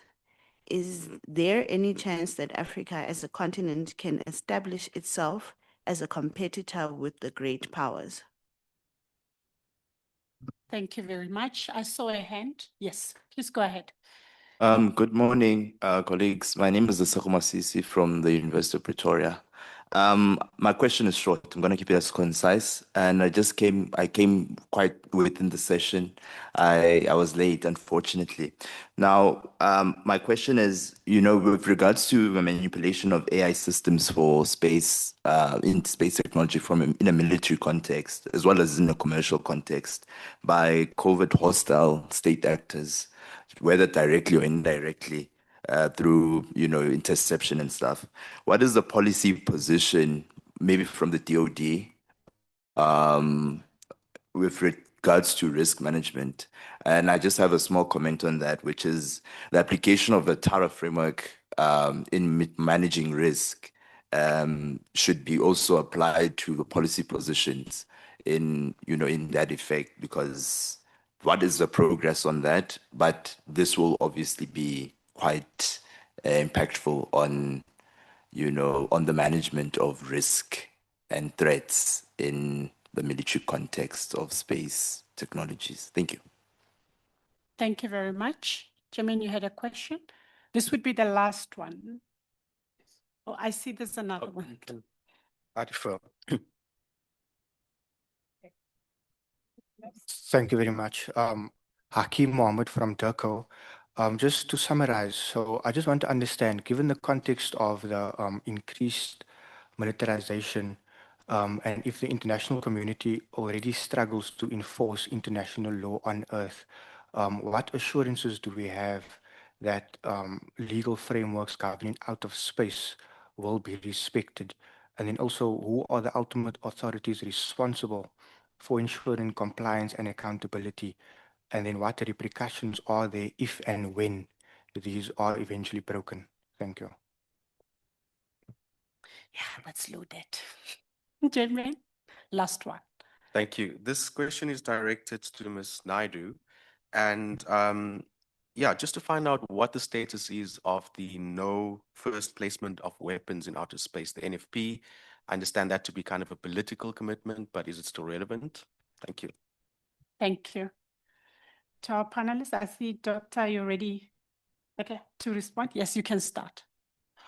Okay, I think I have two questions there that I want to address. There's one that talks about how African can position itself to be a competitive player and globally. I think we need to prioritize functional cooperation in place of political cooperation in outer space. Functional in the sense that African countries should pull resources together in partnership with private companies on the continent to develop projects, substantive projects, not investing micromanaged projects that there are so many African satellites that only last for 2 months, 3 months, 6 months in orbit. But we can do better by investing in constellation of satellites, which all African countries have access to. It will save us the amount of money we spend on microsatellite that only spend 6 months or 1 year in orbit. Again, it will boost local industry. And again, it will save us foreign exchange we spend on international supplier of this asset. The second question I have here is on the issue of enforcement. I think I have 3 answers to that. One is UN. UN have a way of moralizing this. In time of that certain thing that UN have a way of sanction. In some cases, it does not always work that UN Security Council will agree in many cases. But UN agency have a way of condemning certain activities. International public opinion also have a way of compelling states to reconsider certain decision.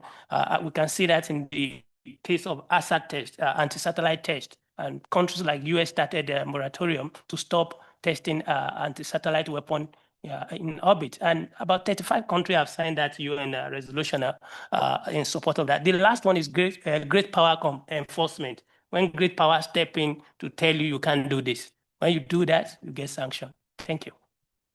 Anna? So firstly, we have to acknowledge that artificial intelligence is improving exponentially, all right? And any policy, any risk mitigation policy will need to be fluid and responsive. And that is the role that we aim to take as a Department of Defense and just in general in respect of AI. But what I can say is that we are increasingly incorporating it in our cyber defense space, both offensive and defensively. And we are able to provide protection against cyber attacks on our infrastructure, because that's really important, protecting your space infrastructure. And similarly, we need to develop AI-enabled malware that prevents the hacking capability that can threaten both our satellites and communication. Prof? So very briefly, just to the question about assurances and enforcement, when we think about international law, we face these exact same challenges in every area of international law. It's not just space law. And though international law is very different from domestic law, I think it's worth thinking of an example in domestic law where we don't expect that laws are never, ever going to be violated. Just because a law is violated doesn't mean it's useless and we throw it out. Every country in the world has a law against murder. No country in the world has managed to completely prevent murders. Nobody has said, well, we can't prevent murders, maybe we should just get rid of the law against murders. And so I think we need to think about international law more in that way. The international public opinion mentioned by Dr. Samuel is really, really important. And coming back to using your voices, right? Using your voices to call out bad behavior, to call out behavior that goes against these frameworks is critical. And the more states are willing to do that, the more resilient the framework becomes. Thank you. Thank you. Last, I know we're standing between you and T, but Ms. Naidu? Thank you. I would like to make a comment first on the enforcement of international law. I think this is something we've been struggling with since the beginning of the international legal system that we have in the post-war context. So even in first committee, we can't even agree on what the law should be. When it comes to as the question was asked by Jamie and Hendricks, no first placement of weapons in outer space, that is a resolution in first committee, but it's a voted resolution, and the big powers don't all share that commitment. In South Africa, for example, though we support the resolution, our position is no placement of weapons at any time in outer space. But perhaps this is a good time to be a bit blunt about it. There are weapons in outer space. So in first committee, we have to evolve the discussion. But as I said, just trying to get states to agree on what it should be, what the law should be, what the measures should be, at this point, it's impossible almost. Also to add that they can't even agree on all categories that should not be placed in outer space. Yeah. So thank you very much for your patience. I apologize, but please, can we clap for the panel? Over to you. Thank you, moderator. No apology needed. We do understand the importance of providing the opportunity to engage in discussion and, of course, get questions from our delegates in person and on time and online. Of course, yeah, time is of the essence, as you can hear. So what we're going to do now is we're going to have tea from 10 past 10 until 20 past 10. So it will be a 10-minute tea break, 5 minutes shorter. But thankfully, our last substantive panel is actually more of a roundtable discussion. So it will be a bit more fluid, more engaging, more fluid and engaging. Yeah, the English is not there. Yeah, it is day two, but it will be facilitated and moderated by Dr. Arnold Dagaba from McGill University from the Institute of Air and Space Law. But please do enjoy your tea and see you in 10 minutes. Thank you. Good morning to you all. Last panel, and we can go for our excursion. So we'll move quickly. I am Arnold Dagaba. I work with McGill Institute of Air and Space Law, and my particular portfolio is to run the activities that are focused on Africa at the Institute. I'm happy to be here, of course, with the partners from DACO, SANSA, DTIC, to put this together, but also to conceive what I think will be an annual program where Africa gets to have a discussion on what needs to be done going forward in the space industry. We will be speaking about the space ecosystem, and the reason as why we thought about this panel is that the space ecosystem is a breeding environment for all space activities.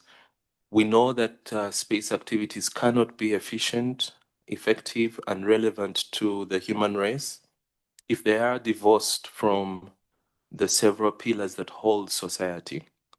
Economy is a central pillar that holds society, and for that reason, we have about 14 odd space policies that articulate what the nations of Africa intend to do.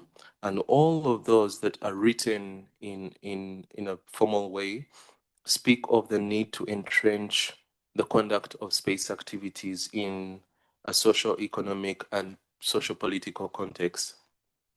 So in this last panel, we will try and pull together the discussions that we've had over the last few days, and obviously the debates that have been held by the students who are taking part in the moot over the last week. And we'll try and have a landing ground and have some takeaways that we will hinge on for the next conference. So I'm joined by yet another excellent panel. It's an all-female panel. This was by design, me. And the reason I did that is that these ladies are extremely, extremely important in the industry, and they're thought leaders and they're thinkers, and they help design both the policies but also are very particular in the industry. So I'm happy to hear from them. I will take the job of keeping quiet mostly to try and extract the information from these friends of mine. So, okay, so we'll kick off, and for you to believe what I said about the ladies, I'm going to give each one of them a minute or two just to introduce themselves and explain what they do. Takalani?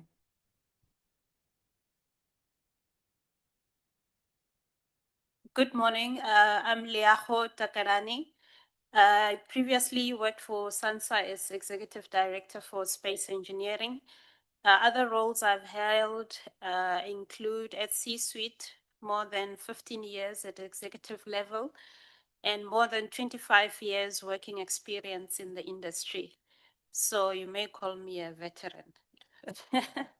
Yeah, so I've worked both in telecoms, the aerospace sector, as well as the satellite communications sector.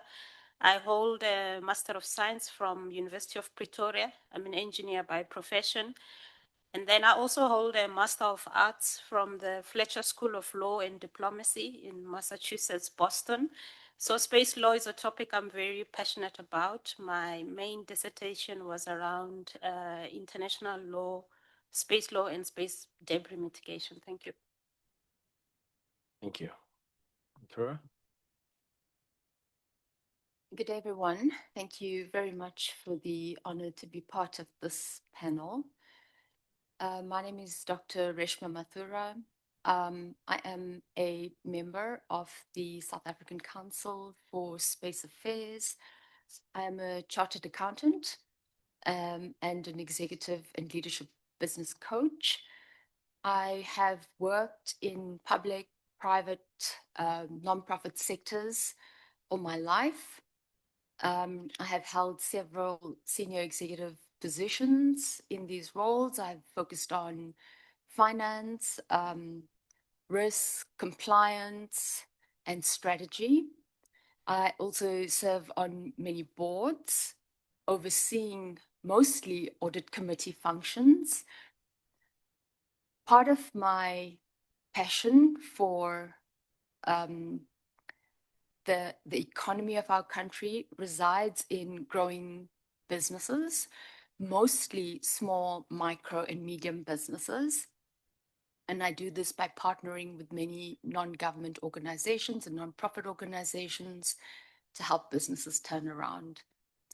I have worked in the defense, education, insurance, and regulatory sectors in our country in public sector. Thank you. Thank you. Good morning, everyone, both present and online. I am Advocate Yvette Barrington Brown, the co-founder and CEO of both Newcraft Aerospace and Cape Constellation, situated in Cape Town. So my passion for uplifting people and communities is rooted in my background in, guess, nursing. Before I pursued a career in law, I am an admitted advocate of the High Court of South Africa and formerly practiced as a member of the Cape Bar for many years, working extensively with both private and public sector institutions. That experience gave me deep exposure to governance, regulation, strategic policy, and institutional development, all of which informs my decision in the space sector at the moment. So today my work sits at the intersection of industrialization, sovereign capability, regulatory strategy, and commercial space development. Cape Constellation is a South African space sector ecosystem and venture engine, or otherwise an incubation hub, focused on building future space industries across Africa, starting in the Western Cape. We work to reduce barriers to entry by connecting startups, industry, academia, government, investors, and technical talent into a collaborative ecosystem. Newcraft Aerospace is a satellite systems integration and advanced manufacturing company focused on sovereign capability. We support African sovereignty by building satellites for clients using their own designs while they retain full IP ownership. So our philosophy is simple. African nations and African companies should not only consume space sector services, but increasingly design, manufacture, integrate, operate, and ultimately own strategic space infrastructure and intellectual property. Thank you very much. Many scarves, many hats, many responsibilities. Thank you. Majaja? Good morning, ladies and gentlemen. I'm not feeling myself today.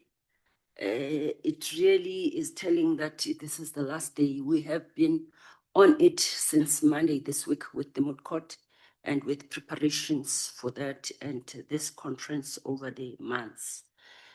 Be that as it may, I am here to share what I know and what I've done in the past in my life. My life started in academia and lecturing for about 10 years, economics, business management, and public affairs. From there, I moved to government and started within the provincial government and came to the DTIC since 2007. I think next year, God allowing, will be 20 years for me within the DTIC. So when I got into the DTIC, I started working with advanced manufacturing sectors such as aerospace and defense, electrotechnical, ICT, and the rest. And space at the time was not very big element of the work that we do, even though we had the council even at that time, because the DTIC hosts the South African Council for Space Affairs. So we were in the Industrial Development Division and doing these other sectors as well as the space arena. Within the space arena, what we're still busy with is determining the policy direction, because it's very important for the actors in the industry to actually know what is the national policy of the country. And the council provides the oversight and supervision and licensing for the industry. And I think maybe let me stop there for now, because I understand this will be a panel. There will be more questions coming from the program director. Additionally, probably I must mention that we also host the Manfred Lach Space Law Moot Court Competition, which is a capacity building program for Africa. Now, I think we've done this year, the 17th year, with the inauguration that took place in Cape Town during the first IEC that was hosted by South Africa, the first IEC in the continent in Cape Town. So we have been on it for these years, and it has been building, it has been growing, but we have aspirations to make it much more bigger and better and bring more other regions of Africa. Thank you very much. Thank you very much. John? Thank you. Good morning. My name is John Chesoni, and yeah, I'm here back here from panel 3 yesterday. As I said, I'm a state counsel for the Republic of Kenya, having served in various capacities, but most relevant to space is I was a founding director on the Kenya Space Agency. So part of the assignment of that lot of directors was to establish the space agency in Kenya, and also chair of the governance committee within that board. Additionally, I'm currently stationed at the National Treasury. I've been at the National Treasury in different capacities, but for a total of now 7 years. And I've been involved in studying and utilizing systems for raising revenue, public procurement, public finance within the Kenyan government, and part of the team in working on how to optimize existing systems in order to meet national strategic objectives.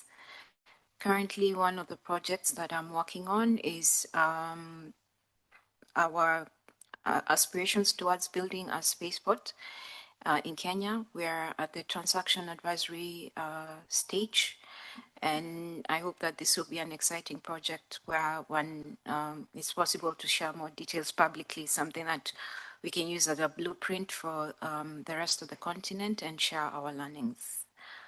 Yeah, thank you. Thank you very much. The only gentleman joining me on this panel to try and match the intellect that's on the all-female physical panel is Meme, good friend of mine. So I'll let you introduce yourself. And Meme, 2 minutes. Yes. Hello, my name is Meme Woodyway. I have been published in a few key seminal space law peer-reviewed journals, including Africa and the Artemis Accords. And also I'm an entrepreneur from an AI perspective with a company that was acquired by Workday, and I'm a lecturer at Harvard Law School as well. Excited to join this powerhouse panel, even if from afar. Thank you, Meme. Thank you for joining. All right, let's kick off with the first question. When we talk about space economy, Takalani, what do we mean? Can you situate that for us? Thank you. When we talk about the space economy, we cannot talk about it in the absence of recognizing the global multilateral system in which it operates. Particularly when we think of the conventions that exist. For governments, what the space economy means is that governments need to create a conducive environment, not only conducive to space activities, but also the sustainability of space as a finite resource. Currently, with all the economic development, particularly moving away from significant investment in public or governments spending on space programs, but more moving towards private sector spending when it comes to infrastructure and development. What it means for governments is that the actors that participate in the space economy have to have leverage. When we think of the African continent, economists normally speak of infant industries. Africa as a whole has so much capacity to build that we have an opportunity to build infant industries, which are what we call today the new space sector, particularly considering that Africa has the highest number of young people across the globe. 70% of the African continent population comprises of young people below 30. There is no government that can recruit all those young people. Therefore, we have to create an environment that is conducive to economic activity of startups.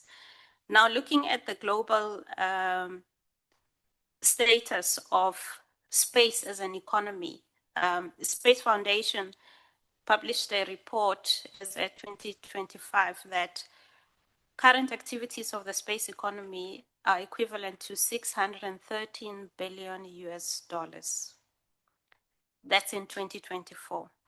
And 78% of those activities are coming from private sector in the domains of infrastructure and industries building, as well as products and services. Products and services constitutes actually the highest, with 56%.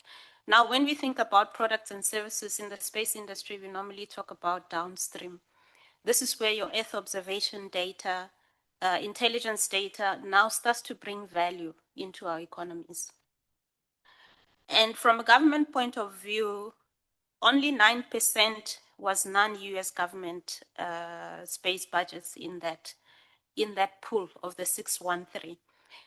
And the US government accounted only for about 13%, particularly because if we look at the United States, most of the activities is on the private sector.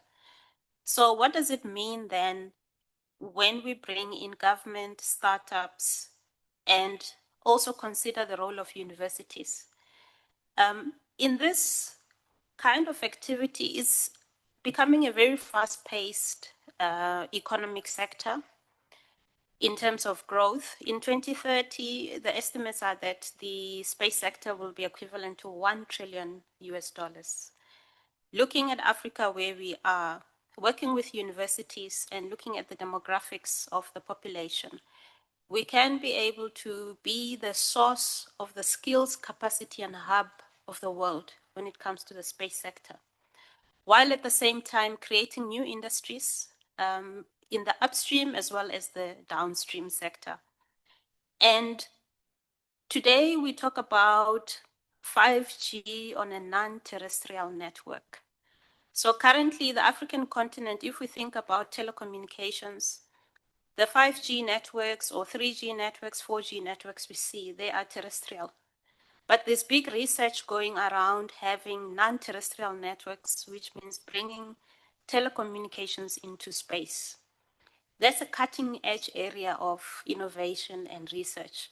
So our universities also play a key role, not only in creating the pipeline of capacity building required, but also cutting edge research, because the sustainability of our space activities cannot only depend on commercial activity, but we need to work with academia to build the capacity needed from an innovation point of view and also from a people, human resources point of view, skills capacity building. Now in defense, normally you talk about offensive and defensive strategy.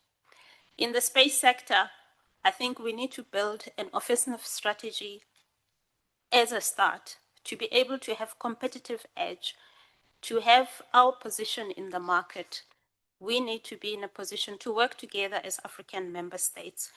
In Africa, we have 55 member states, and all these member states are accountable to the ordinary citizen. What do our citizens expect from the member states? As the constituents, they expect that member states are predictable, reliable in offering services, service delivery. Therefore, it means our ordinary citizens are really the ultimate beneficiary of the space activities we have. In terms of investments from governments, we have development finance institutions that invest in infrastructure development, such as municipalities.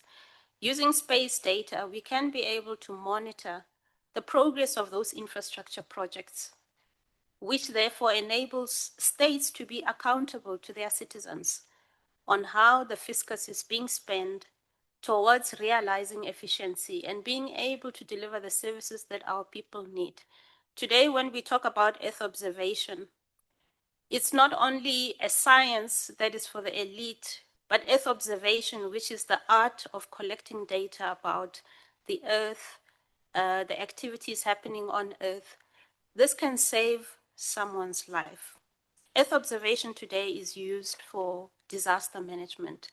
In South Africa, we had floods recently, I think it was in December. Was it December or sometime? Yeah, a few months ago. Thank you. Yeah. And with Earth observation, we can be able to save someone from being flooded.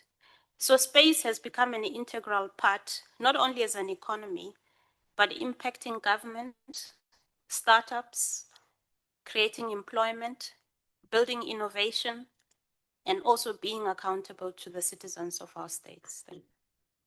Thank you very much. I'd like to turn to Rashma and pick on, maybe this is unfair, but I think for the audience, this is good. Pick on a debate that you and I have had about who should be involved in the space economy and how we should think about or conceive that concept of space economy. So could you take 3 minutes to build on that? Thanks, and it is unfair, but it's fine. I'll forgive you. So when I think of the space economy, adding to what Ms. Takalani has indicated, you see the space economy not just as space-related activities, but the downstream economies that are impacted by this economy. When we look at the ecosystem, right? And I want to start with the ecosystem because I think that's critical. An ecosystem, if I look at Eisenberg's domains of entrepreneurship ecosystems, there are 6 domains. And the 6 domains each have key stakeholders that collaborate to ensure that those domains are actually effective and enable that ecosystem to sustain itself. Policymakers, today in the room, we have academics, we've got legal experts, we've got thought leaders. What are we missing? So when we design policy, and this is a policy and law conference, when we design policy, are we designing policy using the people who are in charge of the policy, or are we also including people who will be impacted by the policy? What intellectuals think is necessary for an enabling ecosystem is very different to what users and participants of that ecosystem may think. So creation of an ecosystem requires us not just to move from a top-down approach, but also bottom-up. So there is a meeting of minds in the middle. Government policies need to focus on ensuring that there is an enabling environment. Government needs to further ensure that trust is cultivated and maintained in this ecosystem. Government is not there solely to regulate. So when we look at unlocking capital, for example, where are our venture capitalists? Where is the PIC in this conversation? Our pension fund investment committees. Infrastructure funding is a big part of diversifying the retirement portfolio. Retirement fund investment is one of the biggest in our country, as South Africa. Where is the PIC in this, and how is the space industry claiming its space when it comes to infrastructure funding? The other thing is around building infrastructure and services. So we talk about the space industry as if it's separate and distinct from everything else. But yesterday we heard about a bankable business model. Where are the accountants in the room? Where are the business bankers and the corporates to actually enable us to build this bankable business model? And maybe as Africa, that is where we can take the lead. Yes, we've seen Silicon Valley and all of that, but what elements of that can we use to create this African ecosystem where we can thrive? Thanks. Thank you, Rashma. And I'll say that when we're debating the conference and the style and who should be invited for the panels, Rashma was very insistent on having venture capitalists. I told her I have none, but I brought a manufacturer. So Yvette, you're my defense. And maybe to serve the purpose of bringing you is to ask the question, when you look for the next, across the next decade, where do you think Africa has the biggest opportunity in this ecosystem and in this economy that has been defined? Thank you very much, Dr. Gabwa.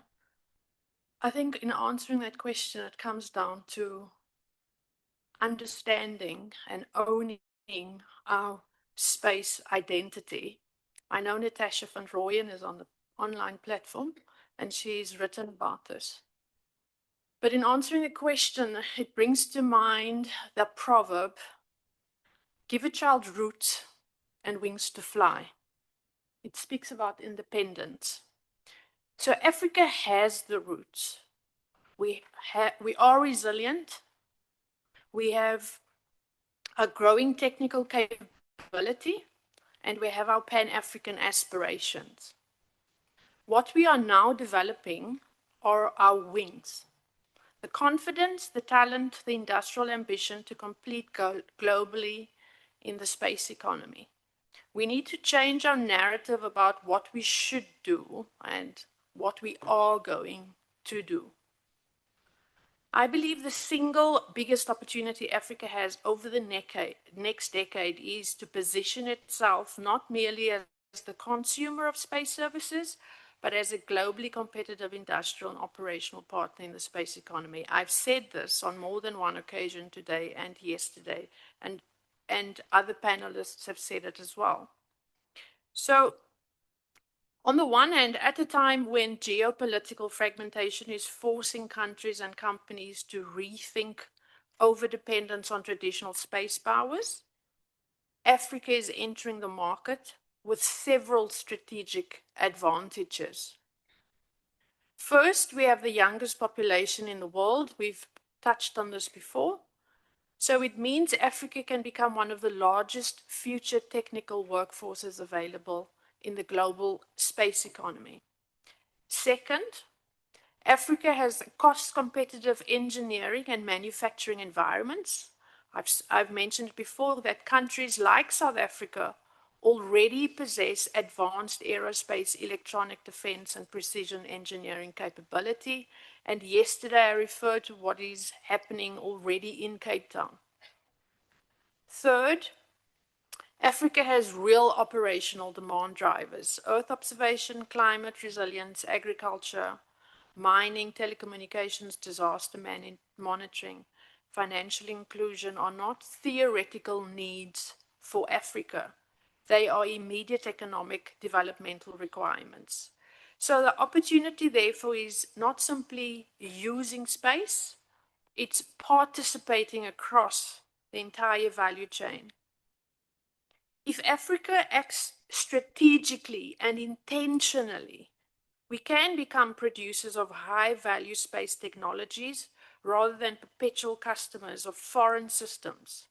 But this requires intentional ecosystem building. I like the issues raised by Dr. Oyewale in the previous discussion. Why are we relying on space powers? When we can do it, and we are doing it in South Africa. There was a question from someone online, can South Africa build satellites? We are doing that. I don't need to repeat the statistics that I repeated yesterday, but for those who's online and who didn't hear, that one company in Cape Town's already got components on 20% of the satellites in orbit. We should have the confidence to be able to say we are global competitors. We need to change the narrative in our mind. But in building our strong ecosystem like we build strong people, we need policy certainty, we need investment into industrial capability, we need public-private collaboration, and we need to develop a skills pipeline. We need long-term strategic thinking. I am very happy that there's already a collaboration between REIS and the Cape Constellation where we are investing in human capital development. There's a program on at the moment, the Century program, where we are taking companies, small companies with business ideas, and over the next 18 months, going to give them mentoring, and hopefully at the end of that, there will be at least 3 winners who will then have a startup ready to go to market. So I believe, in closing, the next decade will determine whether Africa merely buys space services or helps manufacture the infrastructure for global space economy. Thank you. Thank you so much. Mama Jaja, I'm going to give you a challenge to answer in 3 minutes what you think government should do, building on the conversation that you've had, what governments should do to help really farm up that space ecosystem and space economy that has been talked about. Thank you very much, Dr. Gaba. It's like myself and Yvette, we shared our slates because exactly in my scribbling that I was writing whilst I was here on the table is that this industry, this ecosystem requires policy certainty. Because without the policy certainty, not only for South Africa, for other countries in Africa as well, we will not be able to attract investment. We will not be able to maintain that investment, and we will not be able to guide the industry to actually perform the way they should in a responsible and a peaceful way. So that policy certainty is very important, and it is urgent, especially for South Africa, to give that policy certainty to industry. I know our industry has been frustrated for some time because there wasn't much movement as far as the legislation, the reviewal of the legislation that we have been working on. Secondly, they have been also frustrated because the regulatory body, the body was vacant. However, since early this year, we now have the regulatory body, the council, which should work on many of the outstanding areas or issues that the industry is talking about, and also assist the government in finalizing the review together with the industry. So this is quite important and urgent. It's also quite important and urgent for other countries in the region, because if there is a vacuum in one of the countries in the region, the international companies might take advantage of that, and that will not be good for the regional space economy. That won't be good for the SADC and for the continent. So we, as government, we need to really pull up our socks, because we have various imperatives that we want to implement.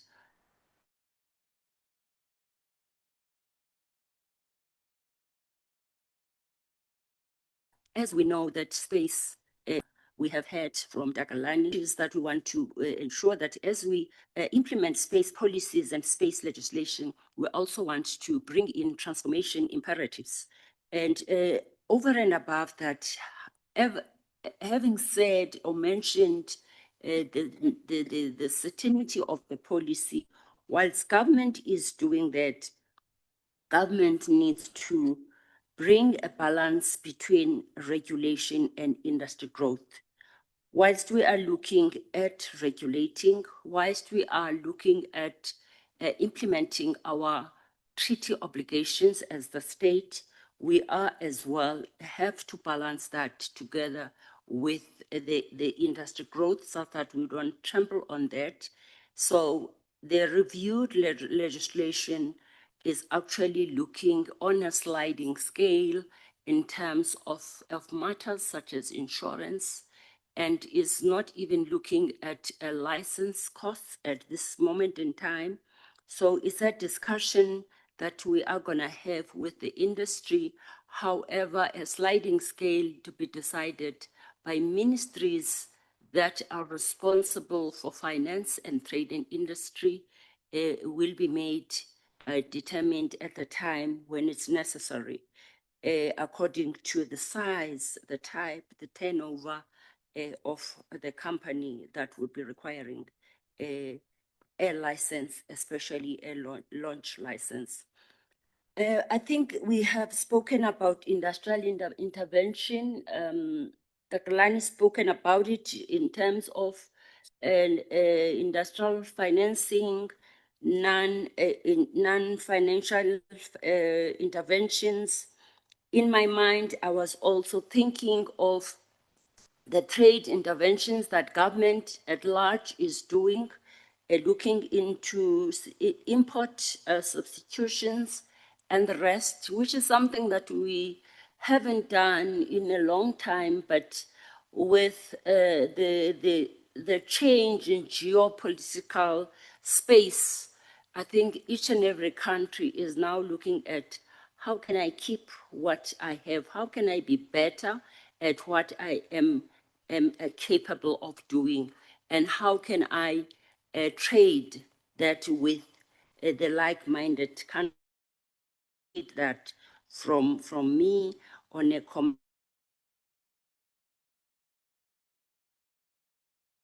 commercial basis and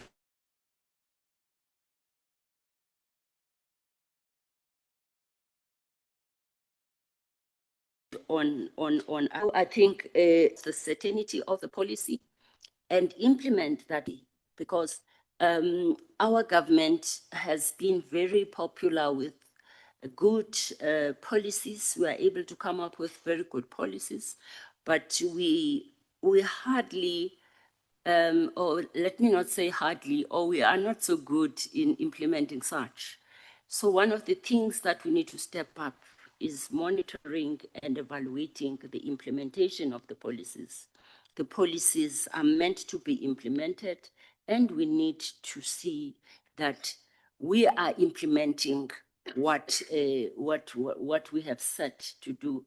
And not only that, if there is a feedback on how best could we do it, we evaluate ourselves so that the next time we try to do it better, to actually bring this conducive environment that the state should bring to the broader industry, not only the space industry, because these industries tends to be overlapping or complementing each other, or they form multiplier effects of one another. So it's always good to have a bird's eye view, because as you are trying to correct or provide a policy in the space, you need to be aware of other policies and legislation in the country that will be affected, and how will they be affected, and that needs to bring some alignment such that the environment can really be enabling across the board. Thank you for now, Mr. MC. Thank you.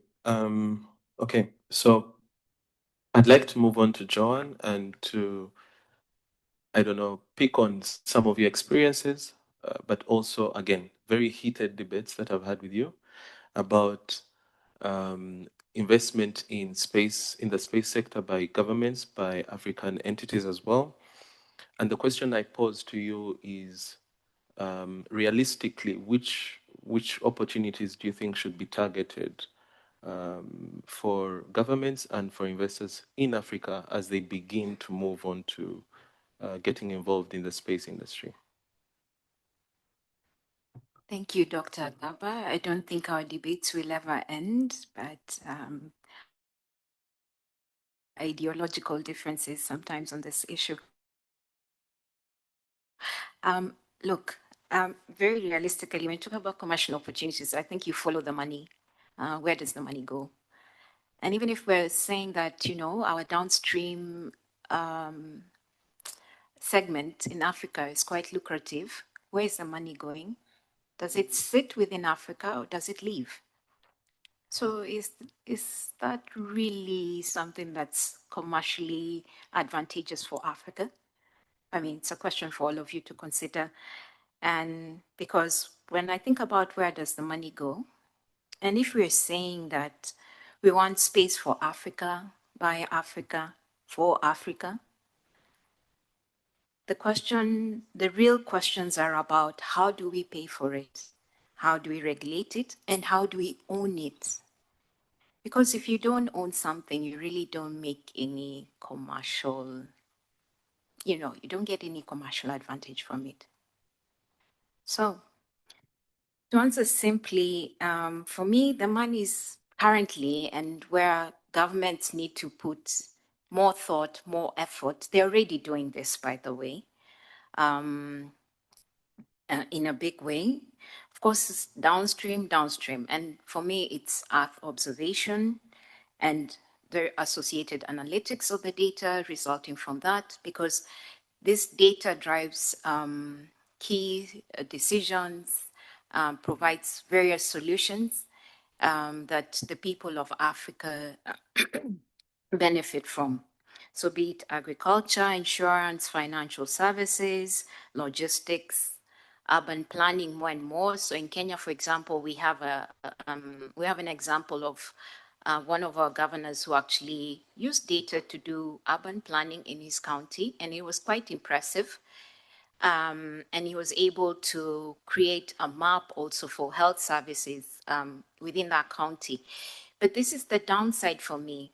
The cost of acquiring the data that he used to do the planning was so prohibitive that it ate up a significant chunk of his annual budgetary allocation from the national government. So whereas there was a benefit, in my opinion, and this is my personal one, the cost was quite high. I'm very happy about the outcomes, the results, but the cost was quite high. So the second part of downstream, that where I think the commercial opportunities are, is in terms of the communications systems, which support in bridging the digital divide across Africa.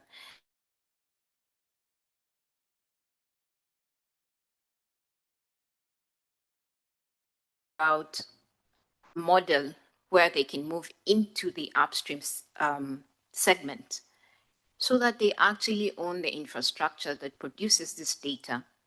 They will be the owners, and the data is theirs as well. And then they can determine how they use it. They can determine how they commercialize that data.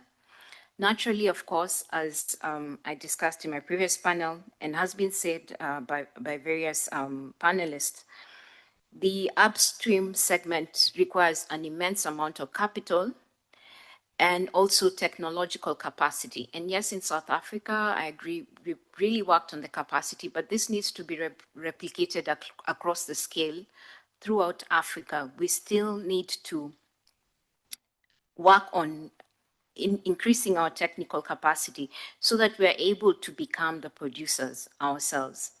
And as many may know in the room, when it comes to the upstream segment and heavy infrastructure within the space sector, rather than in terms of demand, it follows demand. It does not create it. So that's one of the things we have to think very carefully about. For instance, if I build a spaceport and nobody comes to launch, then it's an investment that was a white elephant for my nation. So we also have to be strategic as African countries when we're looking into investments within this sector. And finally, just to finish it off, as I said, there's been a lot of investment in support also of the downstream segment by African governments. And this is a model for de-risking that can be replicated when looking at the upstream sector, and particularly when it comes to sovereign guarantees. And this will be critical in encouraging private sector investment within this segment. Also, many of as much as, yes, we do have government investment, I still feel that it's not a priority for many governments because they've not really understood. So when you look at the budgetary allocations that we have within our national budgets in relation to space program and generation of a conducive environment for commercial space within our countries is still very limited. So it's also up to all the individual experts within this room, especially those who are in public sector, to see what they can do to advise their governments, to make governments more aware of the importance of space and the potential for the commercial opportunities and the benefits within the individual economies and the African economy as a whole. Thank you. Thank you very much. And after that presentation, I will not be sharing my differing opinions. Meme, however, has a very strong opinion on space resources, and I'd like you to take 2 minutes to just share what you think Africa should be doing in this area. Yes, yes, most definitely. I think from a space resource perspective, you know, right now we're moving into an era where there's a lot of energy and excitement around mining physical resources in space. But if you actually look at the legal structures that exist through the Outer Space Treaty, which talk very strongly about non-appropriation, I think that there are some facilities that exist to make these processes more equitable than we see them actually happening on the ground, which is to say that if you look at the extraction of space resources, you need to first think about the fact that we've already been extracting space resources for a while, just non-physical resources. And so when we went from the satellite era of the Sputnik kind of government-led satellites in the early 60s and 50s, as we went into commercialization of satellites through the Telstar satellite, which is the first telecommunication satellite that was commercial, you saw a regulatory shift where the International Telecommunications Union actually stepped in to begin coordinating the different orbital slots of satellites and the radio frequencies of satellites. And that's because those orbital slots and those radio frequencies are scarce resources when it comes to space.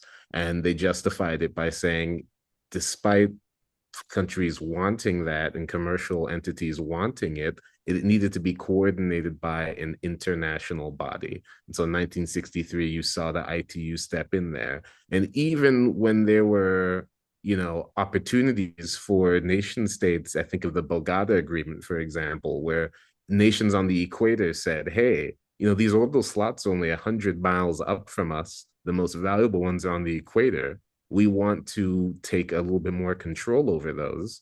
In that case, the ITU and the international community stepped in and said, no, actually, because we deem that those resources scarce in space, there must be an international body that steps in and makes sure that those resources are managed equitably and efficiently, even though they're only about 100 miles away from the ground or so. And so now I think we're seeing a similar shift in the space physical resources, where right now it's somewhat like the Sputnik era, where it's mainly governments going. You've got the Apollo missions that brought back moon rocks. You've got the Hayabusa missions from Japan, which, ran into asteroids and brought back some samples. And so the collection of physical space resources is still particularly scientific and government led.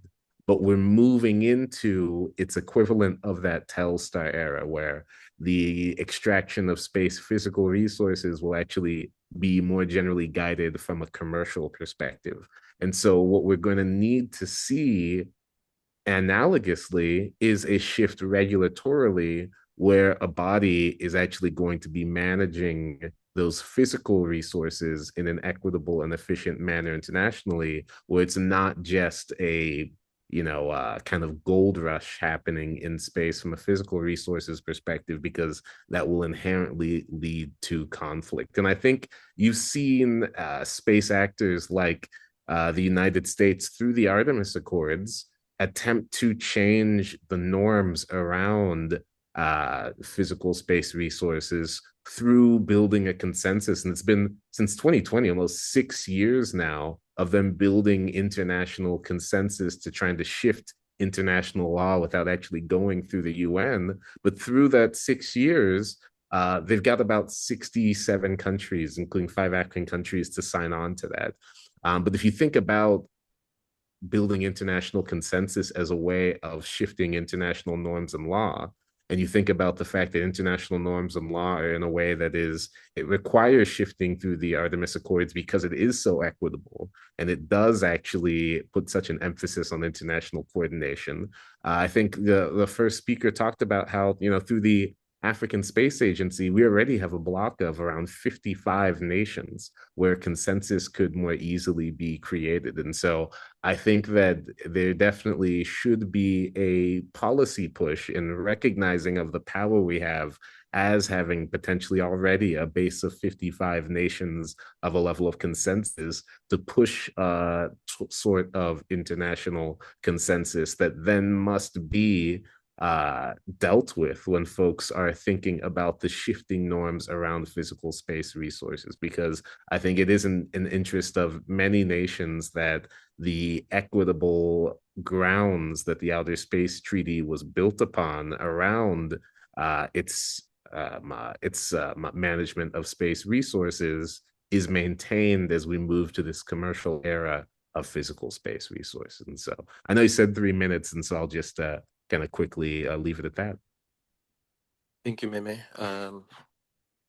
Just continuing on this theme of independence and sovereignty and the need for Africa to have a unified standard, I'd like to invite Tekelani to build upon that, but strictly 2 minutes because we stand between an excursion and the end of this panel. So strictly everyone 2 minutes. Thank you. So coming back to the topic of independence and space sovereignty for Africa, I think we have to prioritize and say what is important for us as the continent. One is, if we look at our daily lives, space has become so ubiquitous. I don't think most people know that as a continent, we are leasing a significant amount of capacity for geostationary satellites, which are used for timing.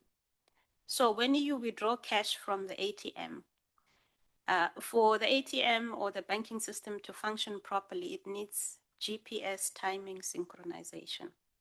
And that's a class of satellite in the geostationary positioning. So we need to sit around the table and say, one, to make a phone call, you need GPS data. To withdraw your money from the bank, you need GPS data. To watch broadcasting, you need satellites which are on the geostationary perspective. So I think we need to prioritize that.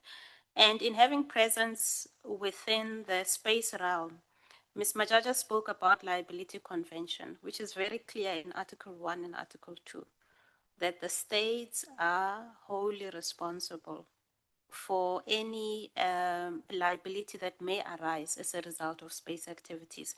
So we need to have instruments that will support and participate in helping the industry to be able to have presence within the space realm. So from my side, I think those are key important aspects. Yes, there's been growth around low Earth orbit satellites, but we really need to use our collective power to drive policy so that we get the most optimal slots that are needed for critical services using space. Thank you.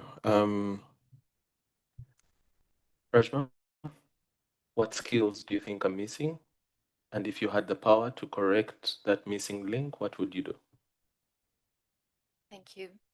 So when I look at what skills are missing, I take a step back and ask myself, what's actually holding us back insofar as skills are concerned? I would start firstly with kids at school don't even realize that space economy is a viable area to engage in economic activity in. They don't know it exists. Many South Africans, for example, if you ask them, do you know South Africa has a space program? would say no. They'd see it as more of a defense initiative. So how do we make space more relatable and something that isn't so distant? And it starts at grassroots level. Secondly, addressing the deficiencies in our education system. South Africa does not feature well in our maths and science at a basic education level, even our literacy. We really need to improve that. That is where the foundational skills are built that feed into the higher education post-school sector. And in the meanwhile, how do we put programs in place to address those gaps so that we're not waiting another 10 or 15 years for the right math and science skills to come through? What bridging can we do to leapfrog current senior students into higher education programs where they can contribute to the space economy? Then market access, not just for companies, but also for students accessing opportunities. How do we create that platform? There are other industries where I'm one of the judges on the Alexander Forbes hackathon. Can we implement something like that for the space industry? Can we implement an ideation initiative that incentivizes students to think outside the conventional walls and actually ideate towards trying to help us get our space industry to leapfrog others? And then finally, entrepreneurship is critical. We're not just breeding skills as in technical skills. We all know about the engineering skills, data analytics, etc. That's missing.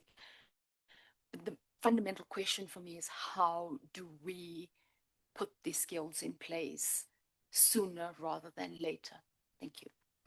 I'll pick on that last bit, entrepreneurship, because of Meme's history and actually present participation in that field, and ask you about something we've shared on a personal level, about the infrastructure deficiency on the continent and how it affects investment. So question to you, Meme, which major infrastructure gaps do you see? And if you had the power, what would you change? 2 minutes. Yeah, that's a really good question. Honestly, being of Nigerian descent, my thought does come to power, but as I'm honestly looking at the existing environment, especially here in the United States, I'll say funding. And that's because if you look at what's happening in the United States right now, there is this organization, SpaceWorks, with an X at the end. And it's actually an arm of the United States Space Force and the military, where they've actually put billions of dollars into investing into small startups. And you can look on their website. They start with tens of thousands to hundreds of thousands to millions of dollars. And such a large number of startups in the United States are actually getting funding for some of the most discrete processes within space. Even folks who say, hey, I'm just making a claw that kind of goes out and connects to, satellites, and they're getting millions of dollars. And I think that fluid investment is really, really important. I think it really does come down to the money at the end of the day. And it's also interesting because so much of that investment is geared towards those companies working with the United States military down the line. It also means those companies are very much scrutinized from any foreign investment they take. And so you're seeing that a lot of those companies based in the United States then are doing less to even take any foreign funding because they want to make sure that they're going to be strong, customer targets for the domestic military itself. And so I really think the funding infrastructure is what is the most lacking, because when you can have folks, especially we talked about the kind of high costs that come with a lot of these kinds of investments early on. Ultimately, you're going to need good financial facilities for folks to be able to take on investment so that they can build out these companies, especially as we look more upstream in the technology. Thank you, Meme. Yvette, one thing that unites me and you is the principle that we should move from consumer to manufacturer. So as you look at the need to become a producer of space technologies, what do you think governments should do for industry? And the second part of that question is, can you describe in one word what the future of Africa would be if that was done? So I believe the most important policy shift has already taken place, and that's that African governments have accepted that space is not scientific or a luxury, it's a strategic economic infrastructure. We've spoken about that yesterday as well. So, looking in the past, we see that the countries that built strong space sectors did not do so accidentally. They aligned industrial policy, procurement, regulation, skills development, and private sector participation over decades. Because of time, I won't deal with what France and the United Kingdom or Australia has done. I want to highlight that across Europe, collaborations through ESA allowed nations to share infrastructure, and I've spoken about that, to reduce duplication and collectively grow industrial capability. Meme has spoken about America and its funding. So applicable to Africa then, we have to share our infrastructure, and I've mentioned this yesterday, coming out of the small sat conference in Amsterdam, Europe has accepted they don't have to individually own infrastructure, it can be shared. So firstly, African governments need a long-term national space industrial strategies. We need a coordinated roadmap linking policy, procurement, manufacture, research, skills development, private sector growth. Second, we need procurement reform. Too often governments buy complete foreign systems and little localization or technical transfer, and this has been mentioned earlier on the panel as well, right? We need procurement frameworks that intentionally create pathways for local manufacturing and skills transfer. So if we are going to work with foreign companies, then we need to insist that there be a local footprint as well, local transfer of skills. Third, we need regulatory certainty. I'm not going to go into that. We've spoken about it. Fourth, government should support infrastructure and sharing regional ecosystem development. I've spoken about African nations not needing to independently build, but we can build together. And I've referred to Europe and their shared infrastructure. Fifth, governments must create environments where private industry can scale. We've spoken yesterday about the purpose of government to enable industry, not to compete with industry, to use what industry has, bring the young Africans, bring the young South Africans to industry that's got the infrastructure so that we can show them what is done. Finally, we must invest aggressively in human capital, and industrial capability is ultimately a people's problem. And the countries that lead Africa's space future will not necessarily be the ones that launch first. It's the ones that successfully build sustainable industrial ecosystems around space capability. Thanks. Thank you very much. And I know that one area of focus for Majaja is that the youth must be involved in that ecosystem and that they're a pillar of the future of Africa's activities in space. So in practical terms, what practical things should government do? And I know I'm putting you on the spotlight because you're in government, but could you share in a minute or two what you think in practical terms should be done?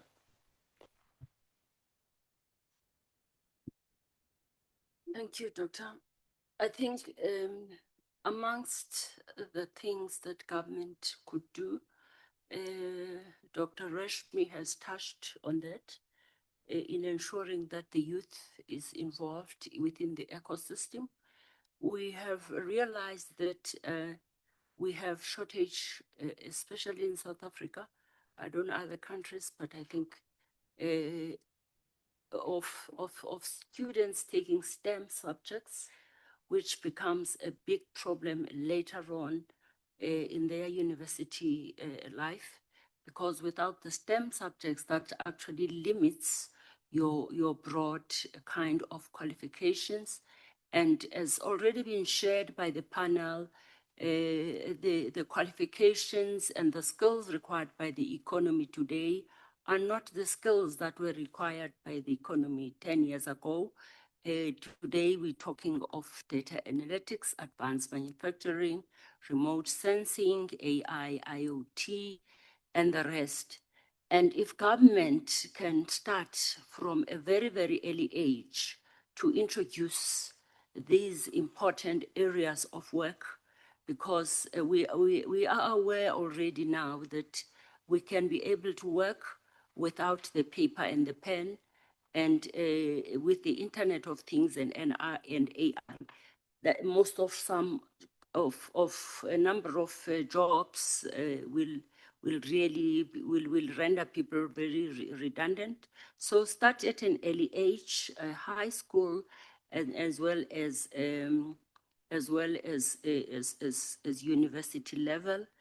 And at university level, government should really be assisting the universities. It is doing something. I know we've got a number of institutions such as SANSA, NRF, TIA that provide bursaries, scholarships for students in these new areas of work, new areas of qualifications. The other big problem, which I think one of the colleagues mentioned, is how do we sustain, how do we keep those students here after they have qualified? We have not much opportunities to keep those students here.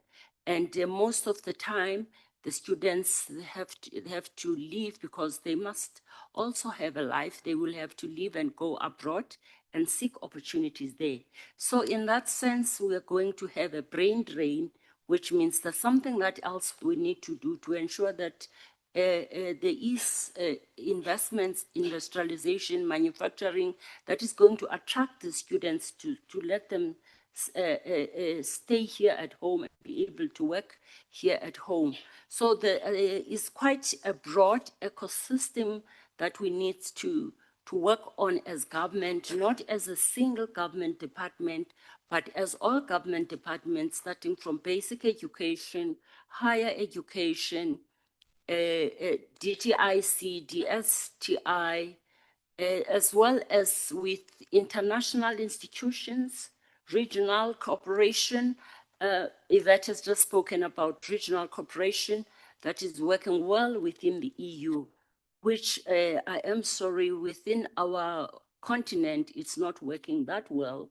We do sign on a daily basis MOUs and agreements within SADC and other countries, but they are not very practical, plausible, and at the end of the day, we don't really implement much of those. And there is still this competition that she is talking about. The competition is there and rife, and it needs a real change in the mindset of our countries in Africa. We were hoping, and we're still hoping, the African Union can be that glue that's going to bring us together so that we can work together, so that we can contribute to the work of the AU, and we can all share the benefits of that contribution. We learned yesterday from Margaret that we actually do not own much within the AU, as it's dependent on the international institutions like EU. So it's really, it wouldn't work if the governments are not working together. And most space programs have really been supported by governments. Those that we have seen that have been successful, the NASAs of this world, government has been behind them, and those programs have a very, very detailed plan that includes youth programs, youth maintenance, and actually giving opportunities to the youth. So there is still a lot that we need to do as government and as governments in Africa to change our situations and really work together for the betterment of our continent, which is youthful, as we all know. Other than that, we will still keep on training, and the people will be leaving to go for greener opportunities outside the continent. Thank you. Thank you. So I'll ask the last question to John, and it will be the most difficult question. The reason it's difficult is that one of my own philosophy founders, fathers who have guided my thinking is Ali Mazrui from the country you're from. And he put a challenge to most of the Africans who speak on programs like this to avoid being Afro pessimist and become Afro optimist. So I'd like to end with an Afro optimist point or question to you, John, which is to point out one entity in Africa which you think is doing the right things and share with us why you think it's doing the right things so that we can benchmark and pick some positive ideas. I'm sorry. Well, I'm actually, I'm stumped, but let me give this an attempt. Well, I wouldn't say, well, okay, I have to be very careful about what I say here.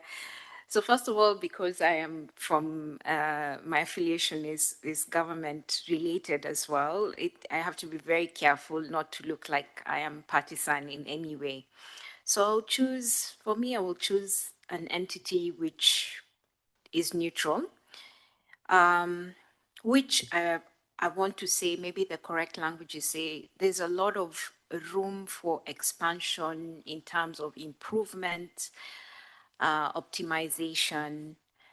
And I think that if we put the right blocks in place and having learned from the past, get to a position where we can rejig the current system, then we could have a very positive outlook for this particular entity, and that's the African Space Agency. I think that it's a great opportunity for us as Africans in terms of our aspirations related to the space sector. I think there was tremendous discussion yesterday around what's not working. But I want to talk about what's working. We've actually established the agency. And one of the first steps, though maybe, feel free to disagree with me, is institutional setup. You could talk about an entity and, but it exists only on paper. Here we've moved a step forward to actually establish the African Space Agency. In the process of that, we've also realized that there were gaps within the legal regulatory framework relating to the African space strategy and policy, as well as the statute for the African Space Agency. This is the opportunity for us as Africans to take the step forward and remedy that and adapt it to what is currently our local circumstance and what our aspirations are with regards to the space sector. So I'll keep it short. It was a difficult question. Thank you, Arnold. I tried to trap you and you failed. We've come to the close of this panel. I think it was exciting, engaging, and I personally have learned a lot and have so many takeaways. I'd like to invite Rebatswe to, I should actually hand over to the MC. I had conducted a coup d'etat So I'll hand over to the MC and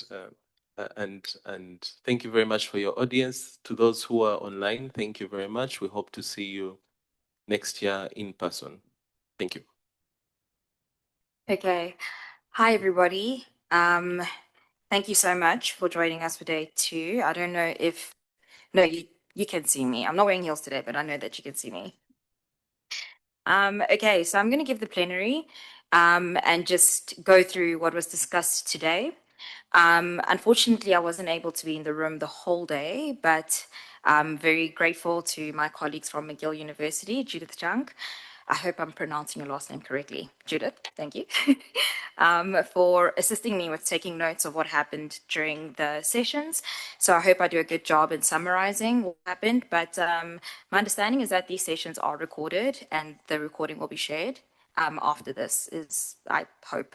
I'm not making promises I cannot keep right now.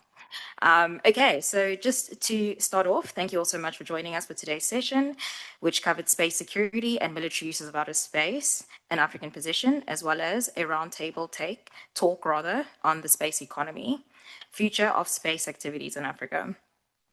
The sessions included thoughts from our partner university, McGill, the South African Space Command, AC, SUS at the University of Pretoria, DERCO and the ICRC from private industry and thoughts from private industry through New Craft Aerospace, as well as the Finance Ministry in Kenya and SACSA, the South African Council on Space Affairs.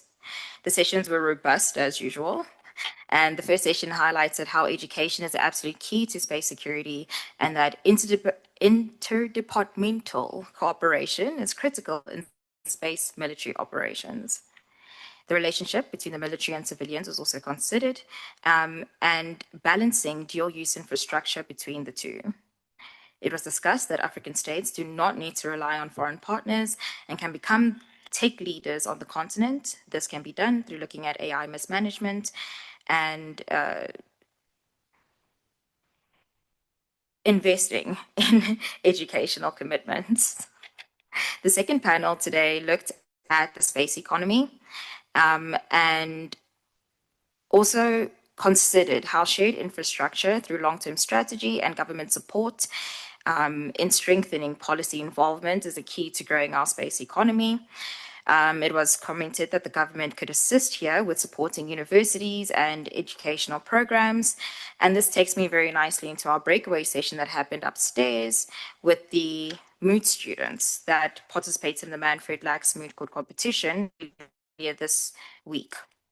I think I'm going to sort of break from tradition here and not read through my notes and just sort of speak from the heart, but being with the students this morning was really a testament to what we're doing here. It was commented that a lot of us know one another. We've been involved in the space industry for a long time.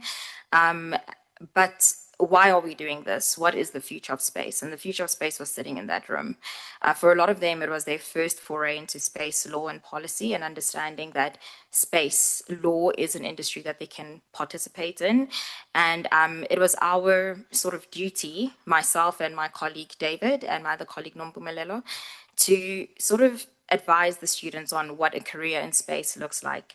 Nompumelelo covered the private aspect of space, so commercial aspects, contract drafting, dispute resolution, etc. And David covered more on the policy side of space, so what our international bodies like the UN, UNUSA, does, as well as civil society's involvement in space law and policy building. I covered the academic side, the more boring side of things. And I think it was really inspirational to see how the students have gotten a love for space, law and policy from competing in the competition, and how being a part of something like this really inspires them to want to continue in a career in space. And having said that, I mean, not getting emotional or anything, but it's really good to see the support we got for this conference over these past 2 days. This is a dream that Dr. Gaba has had for many years, and we're very happy to be a part of it, to make it happen. I want to thank all of you, obviously, for being here, everybody who's online, for being here, our partners from DERCO, who very graciously offered the venue, and also were involved in the robust discussions. My colleague from UP, Aris, who's been the MC throughout these proceedings. Our colleagues from SANSA, the South African National Space Agency, who also contributed to the discussions over the past few days, and to whose venue we're going after this. And also our partner at the DTIC, Ms. Majaja, who hosted the moot court and allowed this, was possible through her for the students to be here, and also, of course, contributed over the past 2 days. Without the 5 of us coming together, oh yes, and of course, McGill University, oh my goodness, Dr. Gaba, yes, McGill University, of course, our partners, because I only mentioned 4, and I was like, my math is not mathing. So thank you so much also to our partners from McGill University, who are very dedicated to the vision that we're trying to push in Africa for African space law and policy. Yes, we worked very hard together, and we hope that this is not the only iteration of this conference we'll have. We hope that this is just the start, right? And I think there was a comment said earlier on, how do you eat an elephant piece by piece, right? So this is how we start, and we just build from here. So we're expecting to see every single one of you next year as well, and in the coming years. So your spaces have already been booked. So 2027, we will see you there. Yes, not much to add, except also from DERCO's side to thank all the participants, our valued partners, those who've worked with us to make this conference possible. And these have been really enriching and thought-provoking discussions, which we'll certainly continue into the future. Thank you. Good afternoon, colleagues. On behalf of SANSA, I want to take this opportunity to extend our heartfelt gratitude for your attendance and, most importantly, of course, your presence at this conference. Your energy, your questions, your insights added immense value and truly made the event a success. So we hope to see you again next year, as Ria noted, in 2027. Thank you, colleagues. Good afternoon, colleagues. My bandwidth for talking is really finished. Yeah, I've been talking since Monday. Just to thank you, and also want to urge, especially all the universities that are here, to come back again to next year, prepare themselves, bring their neighbors, bring their other countries. We want it, the Manfred Lach Space Law Moot Court competition, to be bigger and better. Next year, we would like to bring other regions, West Africa, North. We have the East and more of the SADC. Let's make it bigger and better, all of us. Thank you. Travel well to HBK. Unfortunately, myself, I will not be coming along. I know you will take care of yourselves, and the coaches are still here. And I thank all the members that participated in the conference. Until next time. Thank you. Bye.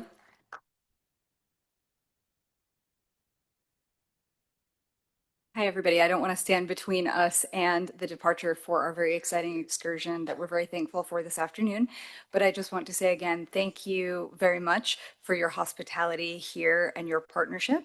We look forward to continued future collaboration and hope to see you again next year, same time. Thanks.